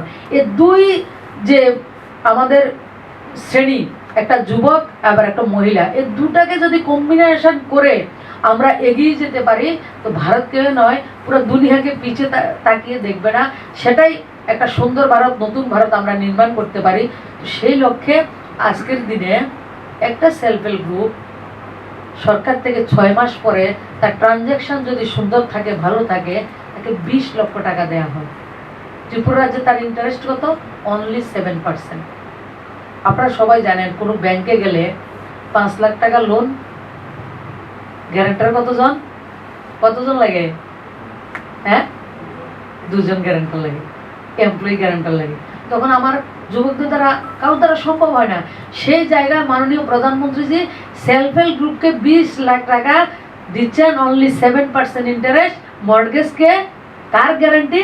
প্রধানমন্ত্রীর গ্যারান্টি। এ হচ্ছে আমার দেশের প্রধানমন্ত্রী, 20 লক্ষ টাকা। আর আজকের ডেটে ত্রিপুরা রাজ্যে গত 4 বছরে আমরা 1,000 কোটি টাকা, 1,000 কোটি টাকা এই মহিলাদেরকে দেওয়া হয়েছে। এবং প্রত্যেক 3 মাস অন্তর অন্তর 408 কোটি টাকা আমার বোনেরা সরকার থেকে বিজনেস করার জন্য নিয়ে যায়। আপনারা লক্ষ্য করেছেন, খেজুরের গুড় থেকে তপ্তি মিঠাই, এটা হয় না গুড়, এটা তৈরি করা হয়। একটা অমৃতা আচার আপনারা দেখতে পান, আচার থেকে শুরু করে আমাদের এই স্ট্রেংথ। আরেকটা কি জায়গাতে পাইনাপেল আমাদের স্ট্রেংথ রয়েছে, পাইনাপেলের উপরে কাজ করছে, মাশরুমের উপরে কাজ করছে। আজকে ফিশারির উপরে আমার সেলফ হেল্প গ্রুপের মহিলারা ডেয়ারির উপরে কাজ করছে, ডাকারির কাজ করছে, ফিগারি সব কিছুর উপরে কাজ করছে। সর্বোপরি কেউ সেলাই মেশিন কিনে সেগুলির মধ্যে বিউটিশিয়ানের কাজ, সবাই ট্রেনিং নিয়ে, স্বল্পকালীন ট্রেনিং নিয়ে আজকে 3.5 লাখ মহিলা। আমি বলবো না যে 3.5 লাখেই এস্টাবলিশড হয়েছে, হয়নি, একটা শুরুয়াত তো হয়েছে, শুরু তো আমরা করতে পেরেছি। এবং তার জন্য অর্থের অভাব হয়নি। কোনো বোনরা বলেনি যে আমি অর্থ পাইনি তার জন্য আমি কাজ করতে পারছি না। সবচেয়ে কম ইন্টারেস্ট আমরা চেষ্টা করছি 7% থেকে কমিয়ে এটাকে কিভাবে 4% করা হয়। কারণ যারা ব্যবসায়ী আছে না, তারা একটা কথা বলে, কিনাতে লাভ করতে লাগে। মানে আমরা যদি ইন্টারেস্টে বেনিফিটেড হয়ে যাই, তাহলে আমরা অনেক লাভবান হতে পারি। তো এই বিষয়গুলি আজকের তারিখে শুধু ত্রিপুরা না, পুরো নর্থ ইস্টের মধ্যে সেলফ হেল্প গ্রুপের সেন্টটা অনেক সুন্দর হয়েছে। আমি গতকালকে বলেছিলাম রবীন্দ্র ভবনে, আমার মেঘালয়ের একটা বোন, উনি একটা সেলফ হেল্প গ্রুপের একজন সদস্য হয়েছেন। 14,000 টাকা ওনারা প্রথম পেয়েছেন। 14,000 টাকা পাওয়ার পরে কি করলেন, 2টা রিটেলার শপ, গ্রোসারি রিটেলারের উনি দোকান দিয়েছেন। দেওয়ার পরে দেখলেন যে এটা বিজনেসটা ভালো হয়। আজকের ডেটে ওনার কাছে 70 জন মহিলা ওনার গ্রুপে, এবং প্রত্যেকটা মহিলা শিলংয়ের মতো জায়গাতে, মেঘালয়ের শিলংয়ের মতো জায়গাতে উনি গ্রোসারিজ রিটেলার দোকান দিয়েছেন। উনি ময়রাং একটা জায়গা রয়েছে শিলংয়ের, সেই জায়গাতে দিয়েছেন। আজকে 70 জন মহিলা 14,000 টাকা থেকে 20,000 টাকা রোজগার করছে, অনলি সেলফ হেল্প গ্রুপ। এই যে ফিনান্সিয়াল ইনক্লুশন, এটা বিষয়টা একবার বিশাল আসপেক্টে চিন্তা করতে হবে না। মোদিজি এটাকে খুব বিশালটাকে খুব ছোট করে আমাদের কাছে সহজে একবার প্রেজেন্ট করে দিয়েছেন। এই যে বলে না, সোচ আচ্ছা হোনা চাইয়ে, বড়া হোনা চাইয়ে। তো আমাদের ওই বিষয়গুলি আপনারা সেভাবে চিন্তা করলে আমার মনে হয় ডায়েরিটা ত্রিপুরা রাজ্যের যেটা গোমতী ডায়েরি ছিল, আজকে এটা ভালো জায়গায় রয়েছে। তারা বিভিন্ন জায়গায় রিটেলার, মিষ্টির দোকান, বিভিন্ন কিছু ওনারা করেছেন। তো ডেয়ারিটা আমাদের ত্রিপুরার জন্য যেটা ইজি, কিন্তু এটা দেখবেন আবার অরুণাচলের জন্য ইজি না। কিন্তু পোলট্রি আর ফিগারি অল ওভার নর্থ ইস্টের 8টা স্টেটের জন্য এটা ফিজিবল আমার মনে হয়। সেটা আপনারা ভালো করে রিসার্চ করে কীভাবে আমরা এটা করতে পারি আপনারা দেখবেন, এবং আমাদের মহিলারা সেই জায়গাতে কাজ করছেন। যেটা নর্থ ইস্টের মহিলারা মেঘালয়, ত্রিপুরা জনজাতি ক্ষেত্র এবং মণিপুরে মহিলারা, আমি তো বলবো 500 বছর আগে, আজকে থেকে 500 ইয়ার্স, 1600 শতাব্দীতে মণিপুরের মহিলারা ইমা মার্কেট শুরু করেছে। এটা সাউথ ইস্ট এশিয়ার মধ্যে আমার মনে হয় প্রথম কোনো মহিলারা তৎকালীন সময়ে, একবার ফিল করুন আমরা কিসের আধুনিক, আমরা তারা আরও বেশি আধুনিক ছিল। 500 বছর আগে 1600 শতাব্দীতে মহিলারা নিজের পরিবার সামলিয়ে, পরিবার পরিচালনা করে আবার বাজারে দোকান চালায়, ইমা মার্কেট যেটাকে আমরা বলি, সে মার্কেট চালায়। আমাদের মহিলারা পিছিয়ে নেই। আগে থেকে আমাদের যে পরম্পরা, সে পরম্পরা আগে থেকে অনেক মহিলা কেন্দ্রিক ছিল আমাদের পরম্পরা, এবং ভারতবর্ষ মাতৃতান্ত্রিক দেশ। আমরা যতই সেটাকে ইগনোর করি কাজ হবে না, সেই জায়গাতে আমরা রয়েছি। এবং প্রধানমন্ত্রীজি সেই সত্যটাকে এগিয়ে নিয়ে, যে মহিলা সশক্তিকরণ যখন হয়, একটা মহিলা যদি রোজগার করে শুধু একটা পরিবার এগিয়ে যায় তা নয়, একটা পঞ্চায়েত এবং একটা মহিলা যদি চেষ্টা করে একটা সাব ডিভিশনকে এগিয়ে নিয়ে যেতে পারে। আজকের ডেটে দীপা কর্মকার কি আমাদের একটা পরিবারের সীমাবদ্ধ? টোকিও অলিম্পিক, আমরা যারা এমপিস, আমরা ভারতীয় জনতা পার্টিতে রয়েছে, আমাদের যখন পার্লামেন্ট চলে প্রত্যেক সপ্তাহে প্রধানমন্ত্রীর যে সম্বোধন থাকে, আমাদের অনেক কিছু দেশ সম্বন্ধে, বিদেশ সম্বন্ধে অনেক কিছু আমরা তখন জানতে পারি। তো মাননীয় প্রধানমন্ত্রীজি বলেছেন যে কিরণ রিজিজু আমাদের নর্থ ইস্টের খেলমন্ত্রী ছিলেন, স্পোর্টস মিনিস্টার, অনেক কিছু ইনভেস্ট করেছেন খেলাধুলার মধ্যে, অনেক কিছু ইনভেস্ট করেছেন। আপনার ইনভেস্ট করতে গিয়ে আমাদের ধারণা যে এবার অলিম্পিকে আমরা অনেক পদক পাবো, কিন্তু আমরা যখন সেন্ট্রাল হলে বসি যে আমাদের এখনো পদক আসেনি, আমাদের এখনো পদক আসেনি, কখন জানি আসবে। মানে ফরচুনেটলি প্রথম পদক আমার মণিপুরের মেয়ে নিয়ে এসছে, মীরাবাই চানু, প্রথম পদক আমার মহিলা নিয়ে এসছে। এরপরে লাভলিনে আমার আসামের, আমার মহিলা। আজকে মেরিকম বলুন, দীপা কর্মকার বলুন, লাভলিনা রয়েছে আমাদের মধ্যে। আর আরেকটা যেটা সীমা দাস, যেটা আমাদের আসাম সরকার ওনাকে সম্মানিত করেছেন, ডিএসপির একটা জব দিয়েছেন। হচ্ছে মহিলারা কোন জায়গায় রয়েছে, সেটা এই যে বিষয়গুলিকে আমাদেরকে দেখতে লাগে যে আমরা মহিলাদেরকে এগিয়ে নিয়ে যাব, ছেলেদেরকে পেছনে রাখবো এমন না, এবং সবাই সাইমেন্টেনাসলি আমরা একসঙ্গে যখন এগিয়ে যাব। একটা গাড়ির যদি আপনার মোটরসাইকেল বেশি চালান, তো একটা চাকা যদি কম চলে, একটা বেশি চলে, চলতো না, অ্যাক্সিডেন্ট হইব। আপনারা চালান, বুঝবেন কি হয়। তা আমাদের দুয়োটা সমানভাবে, সমান তালে, একে অপরের পরিপূরক। এটা অনেক আগে থেকে আমাদের সমাজ ব্যবস্থায় চলছে। তো আমরা সবাই মিলে যে সরকার যে প্রচেষ্টাগুলি আমাদেরকে সামনে খুলে রেখেছেন, আজকে স্টার্ট আপের জন্য, ইয়ত আর মহিলাদের স্টার্ট আপের জন্য 100 কোটি টাকা এবার বাজেটে রাখা হয়েছে। নর্থ ইস্টের পিএমডি ব্যাংক শুধু ইয়ত আর মহিলাদের জন্য 1,500 কোটি টাকা, না 1500 কোটি টাকা, 1500 কোটি টাকা এবারের ব্যবস্থা রেখেছেন পিএম ডিমান্ড শুধু নর্থ ইস্টের জন্য। আমাদের স্বাধীনতার অমৃতকাল 28 তারিখ থেকে 4 তারিখ পর্যন্ত, এই মাসের এপ্রিলের 28 থেকে মে মাসের 4 তারিখ পর্যন্ত যে সপ্তাহব্যাপী আজাদি কা অমৃত মহোৎসব আমরা কেন্দ্রীয় সরকারের নির্দেশ অনুক্রমে আমরা করছি, এবং আপনারটাও সেই আজাদি কা অমৃত মহোৎসবের একটা পার্ট। সেই 4 তারিখে যখন এটার সমাপন হবে, রাষ্ট্রপতি আসবেন, আমরা উপস্থিত থাকব, এবং আমরা আমাদের স্টেটে, আমাদের নর্থ ইস্টে এই বিষয়গুলি যে বলছিলাম, এই বিষয়গুলি এবং স্পোর্টস যে ইনফ্রাস্ট্রাকচার, স্পোর্টসের ইনফ্রাস্ট্রাকচার ডেভেলপমেন্ট করা, স্পোর্টসের মাধ্যমে আমাদের নিউ জেনারেশনকে এগিয়ে নিয়ে যাওয়া, স্পোর্টসকে আমরা যত বেশি, ভলিবল বলুন, ফুটবল বলুন, এসব খেলাধুলা, কাবাডি যেটা আমাদের নিজেদের রাজ্যে রয়েছে, এগুলিকে যদি আমরা বেশি বেশি করে, জিমন্যাস্টিক, যে এগুলি যদি আমরা বেশি করে এগিয়ে নিয়ে যেতে পারি, যুব সমাজের উপর যে ড্রাগের একটা প্রকোপ রয়েছে সেটা থেকে আমরা তাদেরকে বাঁচাতে পারি। আর এই যুব সমাজকে ড্রাগের হাত থেকে রক্ষা করার জন্য সবচেয়ে বড় ভূমিকা নিতে হবে মায়েদেরকে।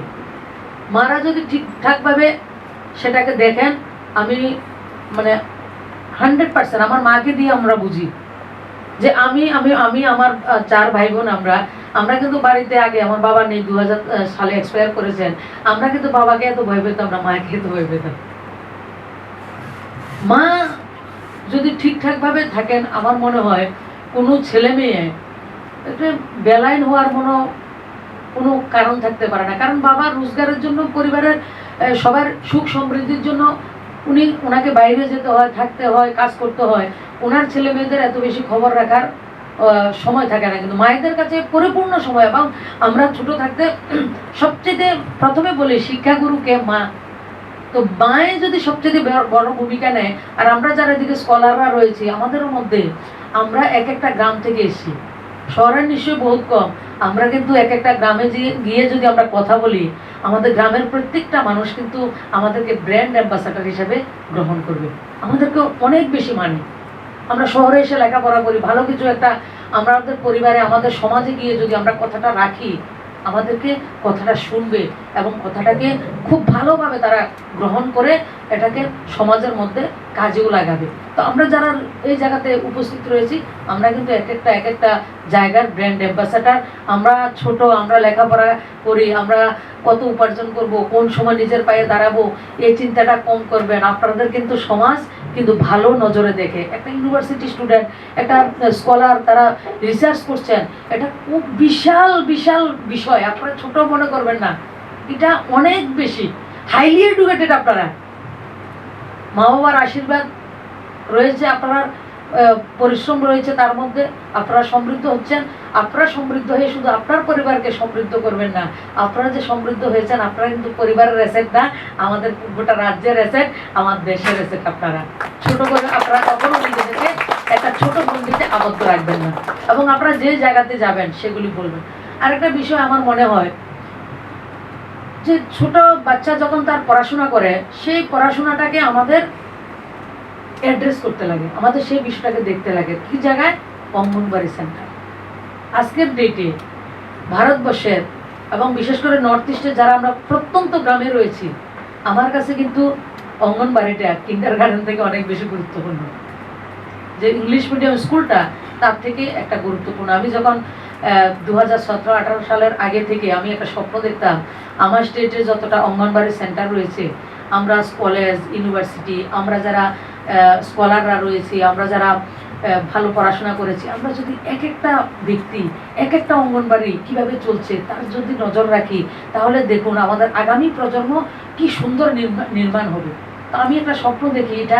আরেকটা বিষয়, অঙ্গনবাড়ি সেন্টারগুলিকে খুব সুন্দরভাবে সাজিয়ে তোলা, শিশুদের জন্য একটা সোলার প্যানেল থাকবে, একটা সুন্দর ইকো ফ্রেন্ডলি বাচ্চাদের জন্য টয়লেট থাকবে, একটা সুন্দর কিচেন থাকবে, একটা কিচেন গার্ডেন থাকবে, তাদের ওয়ালের মধ্যে মানে যেটা ছবি আঁকা থাকে না, সেই ছবিটা থাকতো, একটা ভালো কিট তাদের কাছে থাকতো, যে লেখাপড়ার জন্য যতটা সামগ্রী দেখলে তারা ছবি দেখে, এবং এই দিকগুলিকে খেলাধুলার মাধ্যমে, শুধু যেটা আবার রাষ্ট্রীয় শিক্ষানীতির মধ্যে রয়েছে, খেলাধুলার মাধ্যমে তাদেরকে আমরা গড়ে তুলতে পারি। আমার স্টেটের যারা স্কলাররা রয়েছেন, আমি আপনাদের কাছে বিনম্রভাবে নিবেদন করব আপনারা যার যার পাড়ায় রয়েছেন, গ্রামে রয়েছেন, অন্তত 5টা করে অঙ্গনবাড়ি সেন্টারের স্থিতি কি আপনারা যদি আমাকে বলেন, এবং আমি চেষ্টা করব আমার এমপিল্যান্ড ফান্ড থেকে আমি চেষ্টা করছি যে প্রত্যেকটা অঙ্গনবাড়ি সেন্টারকে একটা আধুনিকভাবে সাজিয়ে তুলে আমার আগামী প্রজন্ম, মা বাবাও দেখবেন এটার মধ্যে যখন বাচ্চাকে নিয়ে আসবে ভালো লাগবে, বাচ্চাটা আর ফাঁকি দেবে না। আর আরও একটা বিষয়, তার এডুকেশনটার সাথে সাথে পোষণ, অনেক মা বাবা ইচ্ছা করলেও তাদেরকে প্রত্যেক দিন মানে সাপ্তাহিক যে একটা চার্ট থাকে না, ডায়েট চার্ট, এটা আমার ওই অঙ্গনবাড়িতে সেন্টারে যখন আসে বাচ্চার সাথে সাথে মারও ডায়েটটা আমরা দিতে পারি। যদি আমরা এই ব্যাপারটা চিন্তা করতে পারি, এটা বিশাল একটা এফেক্ট হবে। এবং আমার যতটুকু হেল্প, আমি আপনাদের কাছে আমি প্রার্থনা করছি আপনারা হেল্প করুন। আমরা সবাই মিলে, রাজ্যের প্রায় 10,000-এর মতো অঙ্গনবাড়ি সেন্টার রয়েছে, এবং অঙ্গনবাড়ি সেন্টারে সম্পূর্ণ পরিবারের যারা রয়েছে তারা জানে। আমারও তো একবার স্বপ্ন ছিল নেতাজি স্কুলে পড়াশোনা করি, আমাদের সময় নেতাজি স্কুলের দবদবা বেশি ছিল। তো বাড়ি মানে অর্থটাও যেমন অসুবিধা থাকে আমাদের, আগরতলায় এসে পড়াশোনা করা, এখান থেকে 90 কিলোমিটার দূরে আমার বাড়ি। আর সবচেয়ে বড় অসুবিধা আগরতলা কোথায় থাকবো, কোন জায়গায় যাব। আমরা গ্রামের মানুষ, আমাদের কাছে খাওয়া পড়া একটা অসুবিধা কম হয়। অসুবিধা কি? লিকুইড মানি, যে রেগুলার যে টাকাটা, আপনারা যারা গ্রাম থেকে আসেন, আরে ভাড়া ছিলাম আগরতলা উমেন্স কলেজে পড়াশোনা করি, 175 টাকা ভাড়া, 5 টাকা লাগে 175 টাকা ভাড়াটা দিতে পারি না। আমার প্র্যাকটিক্যাল এক্সপিরিয়েন্স, আমি এই জায়গার মানুষ, 170 টাকা আছে কিন্তু 5 টাকা জুটতে পারি না, ঘর ভাড়া দিতে পারতেছি না। কয়েকবার এমন খুব কষ্ট। এককালীন তো ধান চাল বিক্রি করে বা কিছু একটা করে আমাদেরকে 500-1000 টাকা দেওয়া যায়, কিন্তু মাসে মাসে দেওয়াটা গ্রামের চেহারাটা এমন ছিল আগে। অনেক কষ্ট হতো আমাদের, এখনো আপনাদের লেভেলে আপনাদের কষ্ট হয়। তখন 5 টাকার ভ্যালু ছিল, এখন 500 টাকার ভ্যালু নেই, মানে অসুবিধা সেই জায়গায় রয়েছি। আরেকটা বিষয় আমি বলবো যে পড়াশোনা করতে এস্টাবলিশড হতে ইনফ্রাস্ট্রাকচারের দরকার না, কি জানি আপনারা মানবেন কিনা। বড় বিল্ডিংয়ে পড়াশোনা হয় না, কিন্তু বিল্ডিংয়ে পড়াশোনা করবে না, পড়াশোনা করাবেন ওনারা, আর আমরা রিসিভ কতটা করতে পারি। এটার মধ্যে সম্পর্কের মধ্যে ব্যক্তিগত রিলেশন এবং শিক্ষক যে গুরু সেটা, এবং আমাদের স্টুডেন্টদের রিসিভ করার দক্ষতার উপরে, মানসিকতার উপরে ডিপেন্ড করে। ইনফ্রাস্ট্রাকচার একবারেই আমার কাছে মনে হয় না যে এটা সবচেয়ে মুখ্য। আমাদের আন্তরিকতা কতটুকু, আমরা সেলফ ইন্টারেস্ট কতটুকু হতে পারি। তো এই বিষয়গুলি আমাদের দেখতে লাগে। আর নর্থ ইস্টের বিষয়ে আমি বললাম যে আমরা কি বিষয়ের উপর স্ট্রেংথ রয়েছে। পাইনাপেল রয়েছে, জ্যাকফ্রুটও রয়েছে। আজকে ত্রিপুরা রাজ্যের পাইনাপেলের অবস্থা কি? গত 4-5 বছর আগে একটা পাইনাপেল কত ছিল? বটতলা বাজারে কামান চৌমনি, ফেরাডের চৌমনিতে 5 টাকা 7 টাকা, এর থেকে বেশি না। আজকের ডেটে ফেরাডের চৌমনি যান, 20 টাকার নিচে এটা টাচ করতে দিত না আপনারা। খাওয়ার তো দূরের কথা, টাচ করতে দিব না কেউ আপনারা। এবার তো বাগানে আপনি গত বছর একজন মানে আমরা দিল্লিতে যাই, সব এমপিরা আমাদেরকে জিজ্ঞেস করে বলে পাইনাপেল, কুইন পাইনাপেল মিঠা হ্যাঁ লেকে আও। আমি এক বাগানে গিয়ে জিজ্ঞেস করলাম রেট কত? 22 টাকা। 22 টাকা। আমি তো গ্রামের মানুষ, আমি বুঝি সবচেয়ে বেশি সূর্য আলো যে জায়গাতে পড়বো এই পাইনাপেল মিষ্টি হইব বেশি, খেয়াল রাখবেন। সূর্যের আলো যে জায়গাতে বেশি এই পাইনাপেল সবচেয়ে মিঠা হইব, একটু ছায়ার মধ্যে থাকবো পাইনাপেল টক হইব। আরে 22 টাকা একটা পাইনাপেল।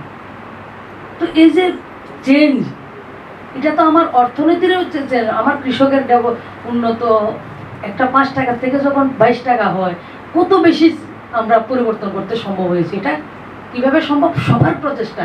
মাননীয় প্রধানমন্ত্রী বলেন না, সবকা সাথ সবকা বিকাশ। সবার বিশ্বাস যে বিকাশটা হবে, আমাদের সবার মধ্যে কনফিডেন্স, আর সবার প্রয়াসটা, সবার প্রচেষ্টা, সবার সহযোগিতা, সবার জনভাগিদারি। তার জন্য তো আজকে স্বচ্ছ ভারত যে শৌচালয় নির্মাণ যত টাকা সম্ভব, আমাদের সবার সচেতনতার মাধ্যমে, জনভাগিদারির মাধ্যমে ত্রিপুরা রাজ্যে 1,54,000, গোটা ভারতবর্ষে 12 কোটির উপরে শৌচালয়, যেটা 10,96,000 গ্রামে আর 65,62,000 শহরে। এটা 2021-এর 31শে ডিসেম্বর পর্যন্ত হিসাবটা আমি দিলাম আপনাদের। আজকের ডেটে এটা 13 কোটির মতো হবে। আমরা কখনো কল্পনা করেছি ভারতবর্ষের প্রধানমন্ত্রী শৌচালয় নির্মাণ করবে? এমন এক প্রধানমন্ত্রী আসবেন যে আমাদের মহিলাদের, গ্রামের যারা রয়েছেন, আমি ছোটবেলার থেকে আমি বলছি, আমাদের গ্রামের জেঠিমা যারা রয়েছে, বয়স্ক যারা, সূর্য উদয় এবং সূর্যাস্তের জন্য অপেক্ষা করতে। আজকে সেই জায়গা থেকে আমরা কোন জায়গায় পৌঁছেছি, এটার জন্য 70 বছর অপেক্ষা করতে হয়েছে মায়েদেরকে, বোনদেরকে। এটা তো আমাদের এগিয়ে নিয়ে যাওয়ার একটা সোপান। আপনারা সবাই জানেন, তারপরও আমি বলছি, 1964 সালে শ্রীমতী ইন্দিরা গান্ধীজি, ভারতবর্ষের প্রাইম মিনিস্টার, ভারতবর্ষের পার্লামেন্টে রাম মনোহর লোহিয়াজি মাননীয় প্রধানমন্ত্রীকে বলেছিলেন, আপনি ভারতবর্ষের মহিলাদের জন্য দুটো কাজ করে দিন, ভারতবর্ষের মহিলা আপনাকে 25 সাল ভারতবর্ষের প্রধানমন্ত্রী রাখবেন। 1964 সালের কথা। মাননীয় প্রধানমন্ত্রীকে বলা হয়েছে মহিলাদের দুটো জিনিস সবচেয়ে বেশি দরকার, সেটা ভারতবর্ষের হোক আর ভারতের বাইরের হোক। মা তো মাই, মহিলা তো মহিলাই, যে কোনো জাতের হোক, ধর্মের হোক, সমাজের, মা তো মাই। দুটা জিনিস কি, একটা পানি আর একটা পায়খানা। 64-এর কথা করেননি রাম মনোহর লোহিয়াজি। 64-এ যে কথাটা বলেছিলেন মাননীয় প্রধানমন্ত্রীজি 2014 সালে এসে প্রথম করলেন পায়খানা, আর 2019-এ এসে বলছেন পানি। এই যে দুটা আমাদের মহিলাদের কত বেশি মানে শক্তি দিয়েছে, কত বেশি সম্মানিত করেছে, যাদের বাড়িতে হয়েছে তারা ফিল করতে পারবে এটা। অনেকে কটাক্ষ করেছেন, প্রধানমন্ত্রী হয়েছেন শৌচালয় নির্মাণ করার জন্য, প্রধানমন্ত্রী কি বলেছেন, এটার লেগে মানুষ আমার ভোট করছে। মায়েরা আশীর্বাদ দিয়েছেন এবং এইগুলি করার পরে আরো বেশি আশীর্বাদ মায়েরা ওনাকে দিয়েছেন। বেসিক্যালি মা যতক্ষণ পর্যন্ত পরিবারের মধ্যে সম্পূর্ণতা থাকবে না মায়ের, ততক্ষণ অব্দি পরিবার যেমন সঠিক পরিচালিত হয় না, সমাজও হবে না। আর আজকের দিনে ত্রিপুরা রাজ্যের মাননীয় মুখ্যমন্ত্রীও 33% সরকারি চাকরিতে এবং আউটসোর্স যেটা হবে সবটাতে 33% জবের ব্যবস্থা রেখেছে। আমার ভাইদের সেটার মধ্যে মন খারাপ করার কিছু নেই। কেন নেই? যেই যে ডিপার্টমেন্টের অ্যাডভার্টাইজমেন্ট হবে, জবের ব্যবস্থা থাকবে, যদি মহিলাদের দ্বারা সেই পোস্টগুলি ফুলফিল হবে না, যতটা পোস্ট খালি থাকবে অন দ্য স্পট ওই সময়ে সেই জায়গাতে ছেলেদেরকে দিয়ে সেই পোস্টগুলিকে ভরা হবে, সেগুলি খালি রাখবে না কেউ। আর কিছু কিছু ক্ষেত্রে ছেলেদের থেকে অনেক বেশি মহিলারা, কারণ এডুকেশন ডিপার্টমেন্ট যেটা রয়েছে আপনার খেয়াল করে দেখবেন, এডুকেশন ডিপার্টমেন্টের মধ্যে নিয়ার অ্যাবাউট 70% মহিলারাই এখন যে ট্যাটে পায় বেশিরভাগ মেয়েরা। আর আমি কিছুদিন আগে গ্রামীণ ব্যাংকের একটা মহিলা যারা এমপ্লয়িজ তাদের সঙ্গে কথা বলেছি। ত্রিপুরা রাজ্যের 64-এর উপরে গ্রামীণ ব্যাংক, 64 আর একটু বেশি, 17টা গ্রামীণ ব্যাংকের ম্যানেজার মহিলা, এবং এই 17টা ব্রাঞ্চ অন্যান্য ব্রাঞ্চ থেকে অনেক বেশি কাজ করছে, অনেক বেশি যারা লোন দেয় এবং লোনের যারা ফিডব্যাক, যারা রিফান্ড করার সবচেয়ে রিকভারি তাদের ইউনিটগুলির মধ্যে বেশি, সবচেয়ে বেশি। এবং 100% এমপ্লয়িজের মধ্যে 37% গ্রামীণ ব্যাংকে মহিলা এমপ্লয়িজ, 33% থেকে 4% বেশি, 37%। আর বেশিরভাগ মেয়েরা বেশি দেখলাম ইঞ্জিনিয়াররাও রয়েছেন বেশি।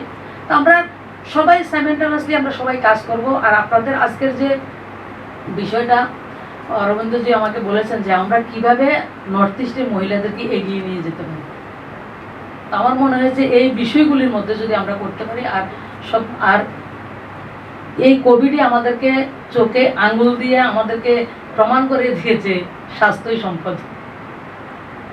জাহানে তো জাহানে প্রধানমন্ত্রীর এক বক্তব্য আমাদেরকে আবেগতাড়িত করেছে, আমাকেও করেছে, আপনাদেরকে নিশ্চয়ই করবে। যে জাহানে তো জাহানে একজন অভিভাবক কিভাবে তার গোটা পরিবার সম্বন্ধে চিন্তা করে, চিন্তিত থাকে এবং পরিবারকে রক্ষা করার জন্য কত ধরনের উনি পদক্ষেপ নিয়েছেন, সেটা আমরা কোভিড কালে যারা আমরা রয়েছি এদিকে আমরা সবাই সেটাকে অনুভব করেছি। সর্বোপরি ভ্যাকসিন, এখন থেকে 5 বছর থেকে ভ্যাকসিন দেওয়ার শুরু হয়েছে। আমরা যারা রয়েছে, আমি আগে বলেছি, আমরা সবাই ব্র্যান্ড অ্যাম্বাসাডার, আমাদের পাড়ার খোঁজ রাখবো। কোভিড কালের সময় যে 5 কিলো করে চাল, তো সবচেয়ে শক্তিশালী মহিলাদের করেছে, যারা দলিত, যারা শোষিত, তাদের পরিবারকে স্ট্রেংথেন করেছে। 5 কেজি চাল করে যদি একটা পরিবারে 5 জন থাকে, 25 কেজিতে কিন্তু গ্রামে চলে না, শহরে চলতে পারে। 25 কেজিতে গ্রামে চলে না। গ্রামে 5 জনে চলতে গেলে মিনিমাম 120 কেজি লাগবে মিনিমাম। কিন্তু গ্রামের মানুষটা, গ্রামের মাটা, তার মধ্যে একটা আত্মবিশ্বাস, আমার প্রধানমন্ত্রী আমার খবর রাখে। আপনি কথা বলে দেখবেন, আমার প্রধানমন্ত্রী, আমার সরকার আমার খবর রাখে, আমার খাবার চিন্তা করে। এই যে কনফিডেন্সটা, এই কনফিডেন্সটাই কিন্তু ভারতকে, আমাদের ভারতকে এগিয়ে নিয়ে যাচ্ছে। আর আমরা সবাই, এটা যদিও নর্থ ইস্টের মহিলাদের বাইরে আমি কথাটা বলছি, আমি এক্সপিরিয়েন্সটা শেয়ার করছি। ইউক্রেনের লড়াইতে আমরা বুঝতে পেরেছি তিরঙ্গার ধামাকাদার এন্ট্রি আপনারা সবচেয়ে বেশি বুঝেন। অনেকের মনে প্রশ্ন যে যুদ্ধ চলার সময় তাদেরকে রেস্কিউ করার কথা ভারত সরকারের মনে হয়েছে না। ভারত সরকার 2021 ডিসেম্বর থেকে চেষ্টা করছেন তাদেরকে রেস্কিউ করার। আমরা ভারতীয়রা যে জায়গাতে একবার বই না, আমরা হিলতে চাই না, শুনতে চাই না। ডিসেম্বর থেকে দুইবারের অ্যাডভাইজারি জারি করা হয়েছে। ভারতবর্ষের কতজন নাগরিক রয়েছে? দুইবারের অ্যাডভাইজারিতে 18,000 মানুষের রেজিস্টার করেছেন, ইমেল করেছেন ভারত এম্বাসিতে। যখন যুদ্ধ শুরু হয় এত সুন্দরভাবে তাদেরকে রেস্কিউ করা হয়েছে। কষ্ট হয়েছে আমাদের স্টুডেন্টদেরকে, কষ্ট করেছেন, কেউ 20 কিলোমিটার হেঁটেছেন, কেউ 25 কিলোমিটার হেঁটেছেন, তারপর তাদেরকে রেস্কিউ করেছেন। আমাদের 4 জন মন্ত্রী ইউক্রেনে পার্শ্ববর্তী যে রাষ্ট্র, কেউ পোল্যান্ডে গেছেন, কেউ রোমানিয়াতে গেছেন, অন্যান্য রাষ্ট্রে যারা গেছেন তারা অভিজ্ঞতা শেয়ার করেছেন যে রোমানিয়ার একটা এয়ারপোর্ট ইউক্রেনের একবারে লাগোয়া বর্ডারে, যদি এই এয়ারপোর্টটাকে চালু করা হয়, এটা এয়ারপোর্টটা অপারেশনাল না, এটা যদি চালু করতে পারে তাহলে আমাদের 2000 স্টুডেন্টকে খুব ইজিলি আমরা ভারতে নিয়ে আসতে পারি। দেখুন ভারতবর্ষের প্রধানমন্ত্রী যখন কথা বলেছেন, নন অপারেশনাল একটা এয়ারপোর্টকে চালু করেছে রোমানিয়া। এটাই ভারতবর্ষের তাকত, এটাই আমাদের যুব শক্তি, আমার মহিলা শক্তির তাকত। আপনাদের এই তাকতে, এই শক্তিতে আজকে ভারতবর্ষ বলি আমি। আরেকটা এক্সপিরিয়েন্স আমি শেয়ার করি আপনাদের সঙ্গে। পোল্যান্ড যখন পোল্যান্ডের সঙ্গে কথা বলে ভারতবর্ষের প্রধানমন্ত্রী, পোল্যান্ড বলেছে আমাদেরকে যত কিছু করতে লাগে আমরা সব কিছু করবো। পোল্যান্ডের প্রত্যেকটা নাগরিক, ভারতের যতটা নাগরিক রয়েছে, খাওয়া দাওয়ার থেকে তাদেরকে রাখার যদি প্রয়োজন হয় সেটাও আমরা করব। ইতিহাসটা কি? আমাদের পররাষ্ট্র নীতি নতুন নয়। আমাদের স্বামী বিবেকানন্দ আজকে থেকে 128 বছর আগে পররাষ্ট্র নীতি কিভাবে স্টার্ট করতে করে দেখিয়েছেন ভারতবর্ষের শিকাগোতে গিয়ে। 1942 সালে যখন দ্বিতীয় বিশ্বযুদ্ধ, তৎকালীন সময়ে পোল্যান্ডের একটা জাহাজ 5000 লোক ছিলেন, তার মধ্যে শিশুরাও ছিলেন অনেক বেশি। তারা যুদ্ধের সময় সমুদ্রের মধ্যে এদিক সেদিক ঘুরছেন, কোনো একটা রাষ্ট্রতে তারা আশ্রয় নিতে চায়, কোনো রাষ্ট্র তাদেরকে আশ্রয় দেয়নি। তখন গুজরাটের জামনগরের মহারাজা দিগ্বিজয় সিং জাদেজা, ওনার কাছে খবর এসছে, তো উনি বললেন তাদেরকে জায়গা দাও, এবং উনি বলেছেন আপনারা সবাই আমার সন্তান, যত কিছু প্রয়োজন হবে আমি দেব। এই যে 1942 সালের কথাটা পোল্যান্ড এখনো মনে রেখেছে, যে পরিবারের কেউ যদি একটা ভালো কাজ করে, ন্যাশনাল কেউ কাজ, রাজ্যের কেউ যদি কোনো এই ইউনিভার্সিটির কেউ যদি ভালো কাজ করে, এটা সারা জীবন রেজাল্ট আমরা পাবো, খারাপ করলে খারাপের রেজাল্টও পাই। এই যে 1942 সালের জন্য ওনারা বলেছেন প্রধানমন্ত্রীকে যে 1942 সনের পরে এখন পর্যন্ত যতবার তাদের পার্লামেন্ট শুরু হয় ভারতবর্ষের সম্বন্ধে কথা বলা হয়, এবং দিগ্বিজয় সিং জাদেজা সম্বন্ধে 2 মিনিট কথা বলি, আমাদেরকে সম্মান দেয়। আরেকটা প্রধানমন্ত্রীজির আগ্রহ, আপনারা ব্র্যান্ড অ্যাম্বাসাডার, আমি বলছি আবারও, যে কত কিছুদিন আগে আপনারা তো শুনেছেন, আমিও শুনেছি, মরিশাসের রাষ্ট্রপ্রধান এসেছেন ইন্ডিয়াতে।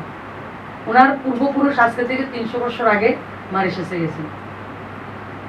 ওনারা বালিয়াতে, উত্তরপ্রদেশে বালিয়া, আপনার নাম জানেন সবাই, বালিয়াতে তাদের পূর্বপুরুষরা ছিলেন। ওনার বক্তব্য হচ্ছে আমার পূর্বপুরুষের যে রুট সেটাকে আমার জানতে লাগে, বালিয়াতে বললে হবে না, বালিয়ার কোন গ্রামে ছিল সেটা আমার লাগে। মাননীয় প্রধানমন্ত্রী চাইছেন আমরা প্রত্যেকে আমরা নিজের পঞ্চায়েতের, নিজের গ্রামের ইতিহাসটা যাতে লিখি, এবং তার জন্য গত 24 তারিখের মন কি বাতের মধ্যে বলেছেন আমরা যাতে একটা সংগ্রহালয়, আমরা যাতে মিউজিয়াম করি।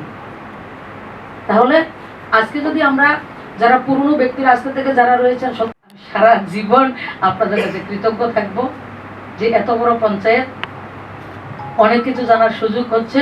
আর আমি মন্ত্রী হওয়ার পরে সবাইকে আহ্বান করেছি, ভারতীয় জনতা পার্টির নয়, আমি আপনাদের সবার, এবং ভারতবর্ষের মাননীয় প্রধানমন্ত্রী আমাকে মন্ত্রী করেনি, আপনাদের সবাইকে মন্ত্রী সম্মানে সম্মানিত করেছে। এটা ব্যক্তিগত প্রতিনিধিত্ব করে রাজ্যকে করেছে। তো আমি আপনাদের, আপনারা আমার, তার মধ্যে যাতে কোনো ডিফারেন্সেস না থাকে, আমরা এক পরিবারের। উনি বলছেন অরবিন্দজি যে বড় আপনার লেভেল, আরে আমার লেভেল কি ভাই, আমার স্টেট আমার লেভেল, আপনারা সবাই আমার পরিবারের লোকদের সঙ্গে মিশতে যাব। এটা অনেক বেশি মানুষ থাকতে লাগবে, অনেক বেশি কম থাকতে লাগে, জাঁকজমক এমন কিছু না। আপনারা যদি আরো কম থাকতেন কোনো অসুবিধা নেই, কিন্তু আপনাদের সঙ্গে কথা বলার যে একটা সুযোগ আপনারা আমি পেয়েছি, এটা আমার জন্য অনেক ভাগ্যের বিষয়, এটা আমার সম্মানের বিষয়। আমি আশা করব আপনার কাছ থেকে আমরা অনেক সুবিধা পাবো। আমার ডিপার্টমেন্টের ব্যাপারে আমি বলেছি যে কি কি ডিপার্টমেন্ট রয়েছে আমার মধ্যে রয়েছে, এটার মধ্যে আপনারা আমাকেও সাজেশন দেবেন, কারণ ওল্ড এজের উপর অনেক কাজ চলছে। ওল্ড এজ হোম থেকে শুরু করে কন্টিনিউ কেয়ার সেন্টারও আমাদের মধ্যে রয়েছে। যদি কেউ কোনো এনজিও করতে চায় আমি হেল্প করবো। কন্টিনিউ কেয়ার সেন্টারটা দেখুন, এদিকেও অনেকে এমপ্লয়িজ আছে, ছেলেমেয়েরা সম্পূর্ণ, কিন্তু মা বাবাকে রেখে কাজে যাওয়া অসুবিধা, কেউ প্যারালাইজড হতে পারে, কেউ চলতে পারে না, অথবা কেউ বয়স্ক, তাদেরকে একটা জায়গাতে রেখে পুরো পরিষেবা দেওয়া, ট্রিটমেন্ট দেওয়া, ফিজিওথেরাপিস্টের প্রয়োজন হয়, পয়সা থাকলে অনেকে ফিজিওথেরাপিস্ট পায় না, একটা জায়গাতে যাতে করে আমরা করতে পারি সেই ব্যবস্থা রয়েছে। 50 জনের যদি আমরা কোনো একটা continue care centre, continue care home আমরা করি, আমার ডিপার্টমেন্ট 36 লাখ টাকা দিয়ে ইয়ারলি। তো ওল্ড এজ হোমের জন্য ইয়ারলি আমরা 28 লাখ টাকা দিই। দিব্যাঙ্গদের জন্য যদি আর্লি ইন্টারভেনশন সেন্টার করে, সেটার জন্য 28 থেকে 32 লাখ টাকার মতো আমরা দিই। এই ব্যবস্থাগুলি আমাদের ডিপার্টমেন্টে রয়েছে।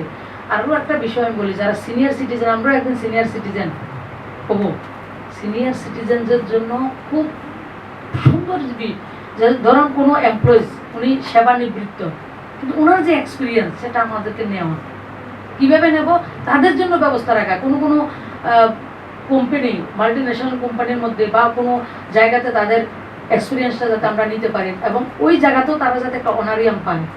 কিছু মানুষ অনারিয়াম খুব দরকার হয়, অনেকের দরকার হয় না, কিন্তু তারাও যাতে সেটাতে অংশগ্রহণ করতে পারে এমন একটা ব্যবস্থা আমার ডিপার্টমেন্ট করেছে। এছাড়া আমরা আরেকটা ব্যবস্থা রেখেছেন প্রধানমন্ত্রী যে আমাদেরকে দিয়ে করাচ্ছেন, সেটা হচ্ছে ওল্ড এজ যারা রয়েছেন, যারা সিনিয়র সিটিজেন, তাদেরকে জন্য সেলফ হেল্প গ্রুপ, এটা রয়েছে আমাদের মধ্যে। আর মহিলাদের সেলফ হেল্প গ্রুপের জন্য আমরা 20,000 টাকা রিভলভিং ফান্ড দিই। আর ওল্ড এজ যারা রয়েছে, যারা সিনিয়র সিটিজেন, যারা আমাদেরকে এস্টাবলিশ করেছেন, তাদের জন্য রিভলভিং ফান্ড 50,000 টাকা দিয়েছে প্রধানমন্ত্রী। এক সমাবেশী ভারত নির্মাণ। আর আমরা যারা নর্থ ইস্টের রয়েছি, আমাদের মধ্যে একটা আইডেন্টিটি ক্রাইসিস ছিল না আমাদের কাছে। মিজোরাম কোন জায়গায়, দিল্লির মানুষ চিনে না, নাগাল্যান্ড কোন জায়গায় কেউ চিনে না, শুধু গুয়াহাটিটা চিনে। আমরা আগরতলার মানুষের অবস্থা তো আরো খারাপ। বাংলাদেশকে আমরা রেখে দিমাগ খারাপ হয় না। আরে জিওগ্রাফি পড়ে না, আমরা সবাই জানি জম্মু কাশ্মীরের রাজধানী শ্রীনগর থেকে আরম্ভ করে উপর থেকে নিচে পর্যন্ত আমরা পড়ি, তারা জিওগ্রাফি জানে না। গত 3-4 মাস আগে জিজ্ঞেস করতেছে 7 সিস্টার কোন জায়গায়, অষ্টলক্ষ্মী কোন জায়গায়, কি কই জানেন তো? হায়দ্রাবাদকে বলতে হয়, কেউ কই জম্মু কাশ্মীরে কইতেছে, কেউ কইতেছে উত্তরাখণ্ডে করতেছে। তো এই আইডেন্টিটি ক্রাইসিস আমাদের মধ্যে ছিল। কিন্তু আমরা যারা নর্থ ইস্টের বাচ্চা, নর্থ ইস্টের স্টুডেন্ট, নর্থ ইস্টের নাগরিক, আমরা কিন্তু জিওগ্রাফি বলুন, হিস্ট্রি বলুন, দেশের সবকিছু আমরা তাদের থেকে অনেক বেশি সাউন্ড, অনেক বেশি জানি। ক্লাস 10-এর বাচ্চাও জানে তার থেকে অনেক বেশি। তো আজকে মাননীয় প্রধানমন্ত্রী হওয়ার পরে নর্থ ইস্টের আইডেন্টিটি ক্রাইসিস কিন্তু সমাপ্ত। এখন কি नॉर्थ ईस्ट मतलब एन मतलब न्यू, ईस्ट मतलब इंजन, भारत का न्यू इंजन नॉर्थ ईस्ट। ভালো থাকবেন সবাই, সুস্থ থাকবেন, মাঝে মাঝে ডাকবেন। আর আপনাদের যারাই যখনই প্রয়োজন হইব, একটা এমপি অফিস আছে, আমার সিক্রেটটা সুন্দর করবো, আপনি এমপির উপর উঠতেন পারছেন না কোনো, আপনারা সবাই এমপি কয়, মন্ত্রী কয় না, খুব ভালো। আমি আপনাদের মধ্যেই থাকতে চাই। প্রটোকল শব্দটা আমি অপছন্দ করি, পছন্দ না। আপনার আশীর্বাদে এমপি হওয়ার পরে মন্ত্রী হয়েছি, প্রটোকল কার লাগে আপনার লাগে প্রটোকল, তাহলে সম্পর্ক থেকে থাকবে আর আমি যাতে সবসময় মনে থাকতে পারি। ঠিক আছে, সবাই ভালো থাকুন। যারে কোনো সমস্যা হইব 10টা সমস্যা নিয়ে আইবেন, একটা তো সলভ করুন সবাই, তখনও তো আত্মবিশ্বাসটা আমাদের কনফিডেন্সটা বিল্ড হবে। সবাই চেষ্টা করুন। সবাই ভালো থাকবেন। নমস্কার।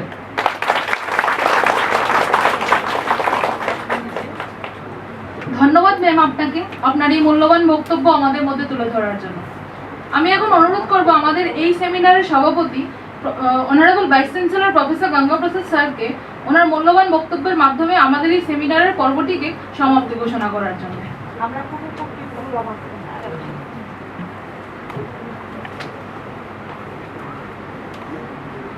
गुड आफ्टरनून, सभी को नमस्कार।